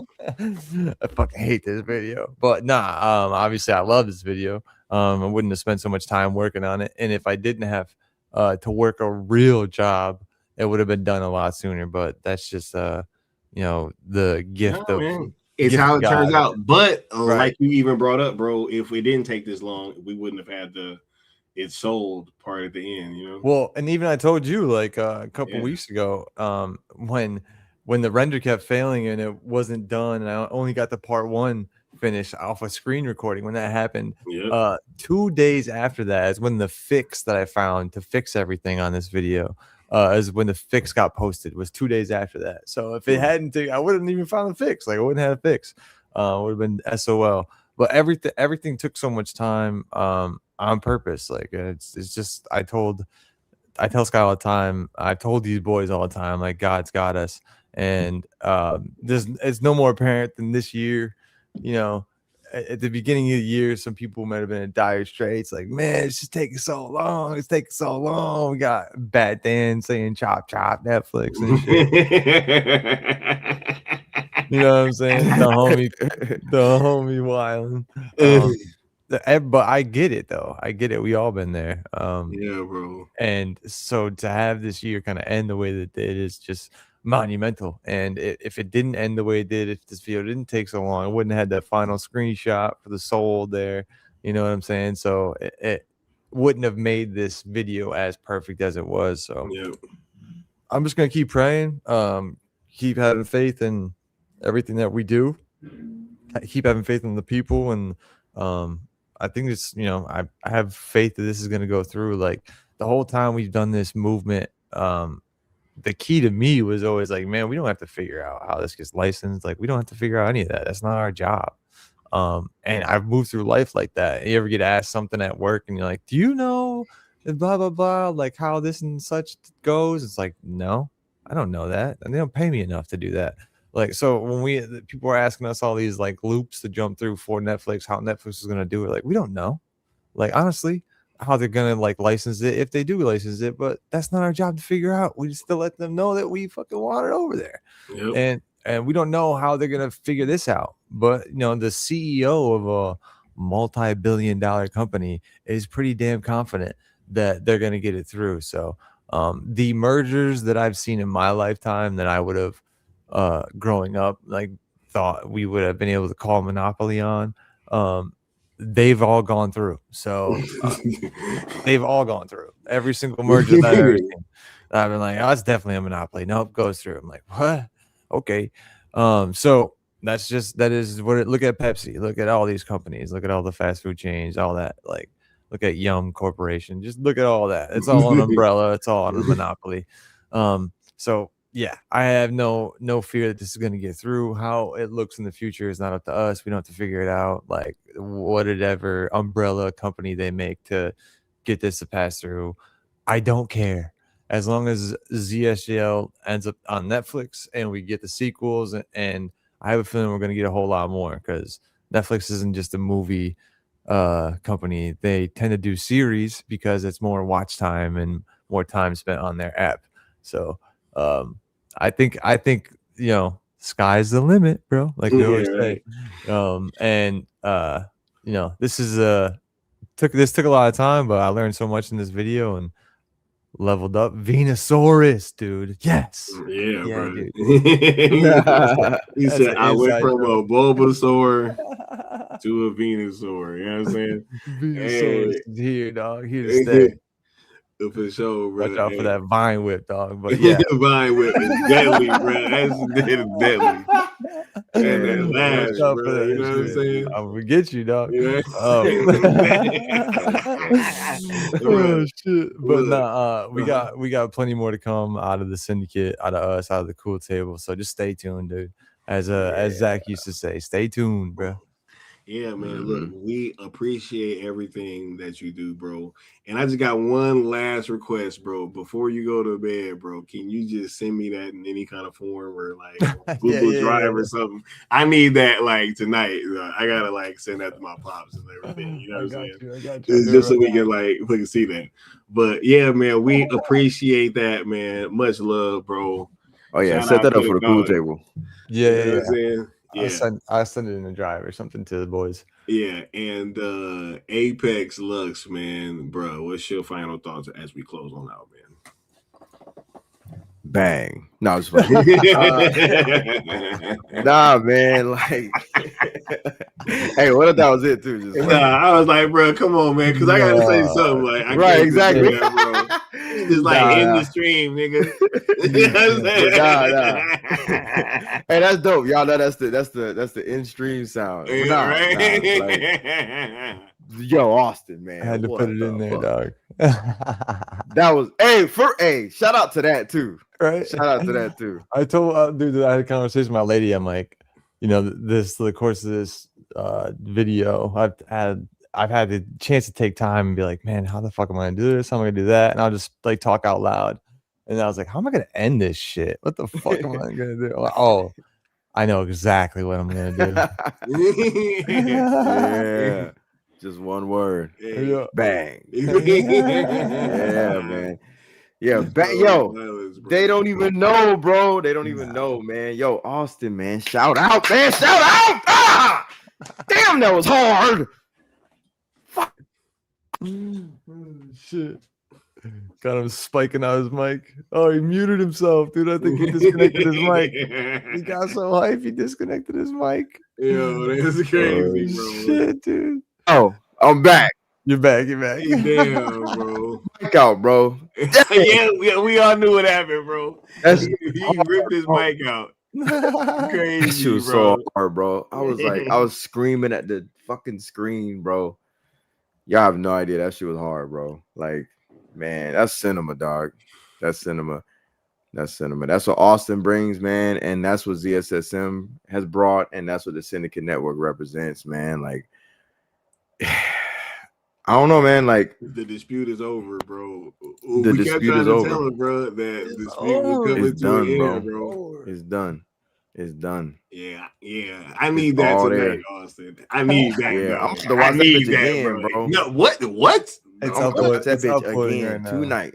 It's Tonight. uploading right now. Tonight. I'm on that, dog. I'm putting Tonight. that shit on repeat, dog. Tonight.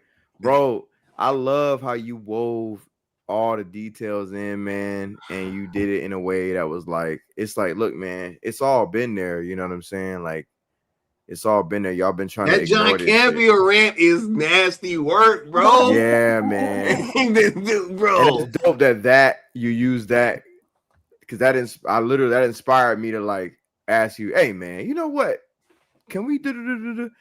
Because look, I'm gonna be honest. Ain't nobody over there doing shit. I mean, it's too late now. I mean, they could put together whatever they want to put together and put out a video, but it's too late. The motherfuckers already. Come on, bro. Even if they did, it wouldn't matter. The shit's already sold. What y'all gonna say? That's more night views shit, bro. Right. Night views. Right.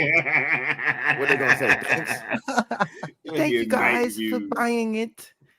They sold it to you guys, even though we didn't want it. Even though you didn't want. We begged for Universal. We begged for Paramount. We begged for the Saudis to do it all by themselves. For Amazon. We begged for Amazon. We begged for animation. We called Gal Gadot a terrorist. Some of us even went to go see Gunn's movies and promoted it online. Yes, some of us did all of this and bought merch. And then we still call ourselves Snyder Kings and Snyder Queens. McDowell's, bro. Yeah, man. Fuck out of here with this bullshit. Who have you been, bro? Not even where, not when. Who your ass been? Who, motherfucker? God damn. It's so crazy. It's like, look, for all this Just time like we have stood. Huh? I'm about to say it's just like, hey, the Owl movie, bro. We over here, who? Fuck wrong with y'all? Go who you with, bro? Go who, bro? Go who the fuck is that? Go who? Go who, bitch? Oh my god! Yeah, SPR bro. Dad Go came who here the late fuck as you is? SPR Dad came here late as Go hell, who bro. the fuck Hey, is that? you missed it, bro. We hype for there. SBR Day late to the motherfucker. Hey, SBR Day late. He said, "What's up, everybody?" Yes. Hey, you on Snyder cut hours at this point.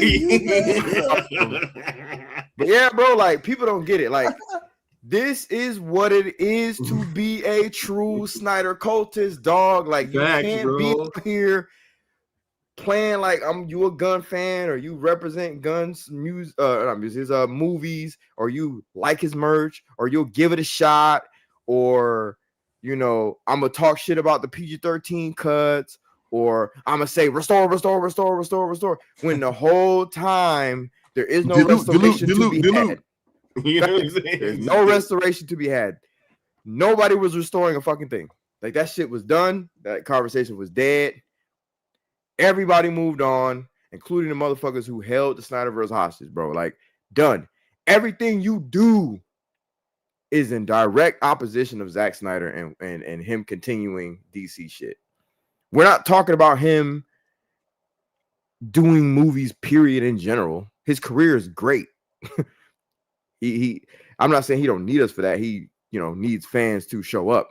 But like, we're not the Zack Snyder's all of his movies movement. He's great in that aspect, bro. He has been able to continue making movies, as we've obviously seen. Facts. And he's even at a state where he's able to make all these passion projects now. Facts. So the whole conversation of like, do you do this and are you a part of it? Bitch, we're not, like I said, we're not Zack Snyder's all of his movies movement. Like, obviously, we go watch all his movies and go represent. But where's Zack Snyder's cell movement, particularly the Snyderverse, Zack Snyder's Justice League, which represents these sequels? That's what we were about. That's what the fandom should have been on some future shit. We gonna automatically rep for his current projects and his projects outside of DC. But that's the crazy part that I can't. Have we not, Apex? We 100% have. But guess who wasn't? It was people who were being weird. That same Snyder bitch was over here questioning the Curly Ray. Asking the Curly Ray, why does he want to do trending events? What's the purpose of this? What's the point? Bitch, so what is it? What the what? That was nasty work, bro. I'm like, we're gonna act like people don't celebrate the anniversaries of movies now. Like, facts. What are we talking about? Every month I see, hey, this is 10 years since this came out. Oh, it's this since this came out. The 2 weeks anniversary of when Zack Snyder scratched his nose. We'll ask Curly Ray why he celebrated. Come on, bro. Disingenuous, no integrity. You can go through the whole acronym, bro. All of it. All of it, bro. So, man. Spreading that FUD, dude. Spreading that fear, uncertainty, and doubt, man. Facts. This most effective film that you produce, bro, is powerful, bro. It's powerful, man. This is such a powerful edit, man. This is like all you little TikTokers and all you little social media cats that be out here trying to make little cute videos. This is what shit is about, man. You know what I'm saying? Hey, yeah, facts. Hey, SPR, you missed it, bro. Austin put the tape in. You're gonna have to press rewind, dog. Austin put the tape in, bro. That's all he's saying, bro. He put the tape in, dog. Yeah. You know what I'm saying? Yeah. And that's real right there, bro. Yeah. Oh my God. Hey, and for those, should I kind of Nah. Okay, nah. Okay, don't even do that. Don't even do that. Don't even do that. Because once we put it out there, it's like, damn, we're gonna really have to do it. Because for now, it's us. But anyway, I'm gonna just say this, man. I think I've cooked the goofy ass shit. Austin cooked their ass, really. That button shit was nasty work, bro. Dude, I told you, dude, for so long I figured that out. Like that was my concept for so long. And I wanted to tell you guys for so long. I'm like, if I tell you anything about this, you'll get it instantly. Like if I tell you anything about this, bro, this little notepad here, I had that in all the teasers, bro. You just couldn't see it. You had to look. But I had this. I was trying to look at the board, bro. Yeah, I know. On the board. That was all the effects. That was a misdirection. Da Vinci effects. I'm like, man, what is this, bro? Like, yeah, bro. Oh, dude, I was in there. But this is what the stream was about tonight, man. Was to just let everybody know why we were separate from, some of these entities within the fandom, and specifically that particular hashtag. And it's not because of like the hashtag itself. It's because of what it represented, what it doesn't represent, the people behind it, and how they are literally the opposite of being effective, and they're snakes, and they're manipulative, and they're ops. They don't have a clear-cut, like, unblemished record. Because you got to be unblemished. You have to be blemish-free. Perfect record of representing for Zack. And I don't mean like you forgot the date of a movie or some dumb shit. I'm talking like everything you fucking have done as a Snyder fan, if you call yourself leadership or you trying to move like you a leader, is unblemished, unwavering. You never sided with the enemy. You never looked at their movie and was like, I'm gonna go watch it. None of that shit has to have happened. You can't fucking do that and then call yourself, I'm sorry. You just can't. Sorry. That's not how this shit works. And you also can't rock out with motherfuckers who hate on Zack. You know what I mean? So yeah, man, this was a clear separation, and I'm glad it happened. And from now on, I have not given a fuck about what they've thought for years. I damn sure don't now. This shit is over. Netflix owns Warner Brothers. Whether it's because people go, well, it's part of it. I don't give a fuck. They own it. And if it ain't CNN, I don't give a shit about the news part of it. Like, what are we talking about, bro? Yeah. What do they own DC, motherfucker? Exactly. Yes. The answer would be yes. Yes. The Snyderverse was sold to Netflix by way of them buying the part of Netflix that has the motherfucking Snyderverse. That's what I'm saying. They're over here trying to argue semantics. I'm like, bro, was the Snyderverse sold to Netflix? Was Zack Snyder's Justice League sold to Netflix? If the answer is yes, then we were right. Right. What are we talking about? It got sold. Like, what are we talking about? And that shit is crazy. That wasn't even the fucking. This wasn't even the goal. But remember, they were saying that we should use the term license. That shit's out the window now. Yeah, no, don't even matter, bro. Facts. That don't even matter, bro. You fucking take a yard sale or something. Yo, were you finished though, bro? Pretty much. I just wanted to say restore. It just was obsolete, man. There was gonna be no restoration. Even if Warner Brothers kept the shit, Zack would have had to go in another direction. You can't restore some shit that is going to be something new. It's a renewal. Netflix doesn't take old properties and restore them. They renew them for another motherfucking season. They renew them for another movie. That's what they do. They renew shit. So if anything, you'd renew the Snyderverse on Netflix. But that's the part that kills them. They want to use that stupid ass hashtag and they want to keep tagging shit like that. No, bitch. Yep. You are not gonna usurp what the fuck we've done. You're not gonna usurp what the fandom's done. Yeah, man. They want to twerk too. They want to twerk and dilute the message still. They want that power, man. They want that power. Right. But yet they won't just talk to Paramount. I guarantee you they won't. I guarantee you they won't. Right, just by themselves. Yeah, do that. Do that. If you restore. Oh, this is the last thing I was gonna say. My fault. Was that every time it was Shill, it was the popcorn bucket, and who was the other one? Oh, and Scammy was saying that they don't want the popcorn bucket said, I don't want to restore the Snyderverse unless it's in tandem with Gunn's DC. Oh yeah. Shill was saying something kind of similar, and Scammy went out and said, why can't they both coexist? Fuck y'all. Fuck you. Fuck you. That obsolete hashtag. Fuck you. Fuck off. You ain't a fucking Snyder fan. Fuck out of here. Yo, crazy, bro. That's bullshit. Facts. That's bullshit. Hashtag sell ZSJL to Netflix. Hashtag sell Snyderverse to Netflix. Mission complete. Hashtag ZSJL on Netflix. Hashtag Snyderverse on Netflix. Mission continues. Crazy, Phase 2, motherfucker. With that being said, Joe, we about to get on out of here because I'm about to hopefully get this video so I can look at it over and over and over again and break this shit down. You know what I'm saying? And then look, because I pretty much said most of what I wanted to, pretty much all of what I wanted to throughout the stream.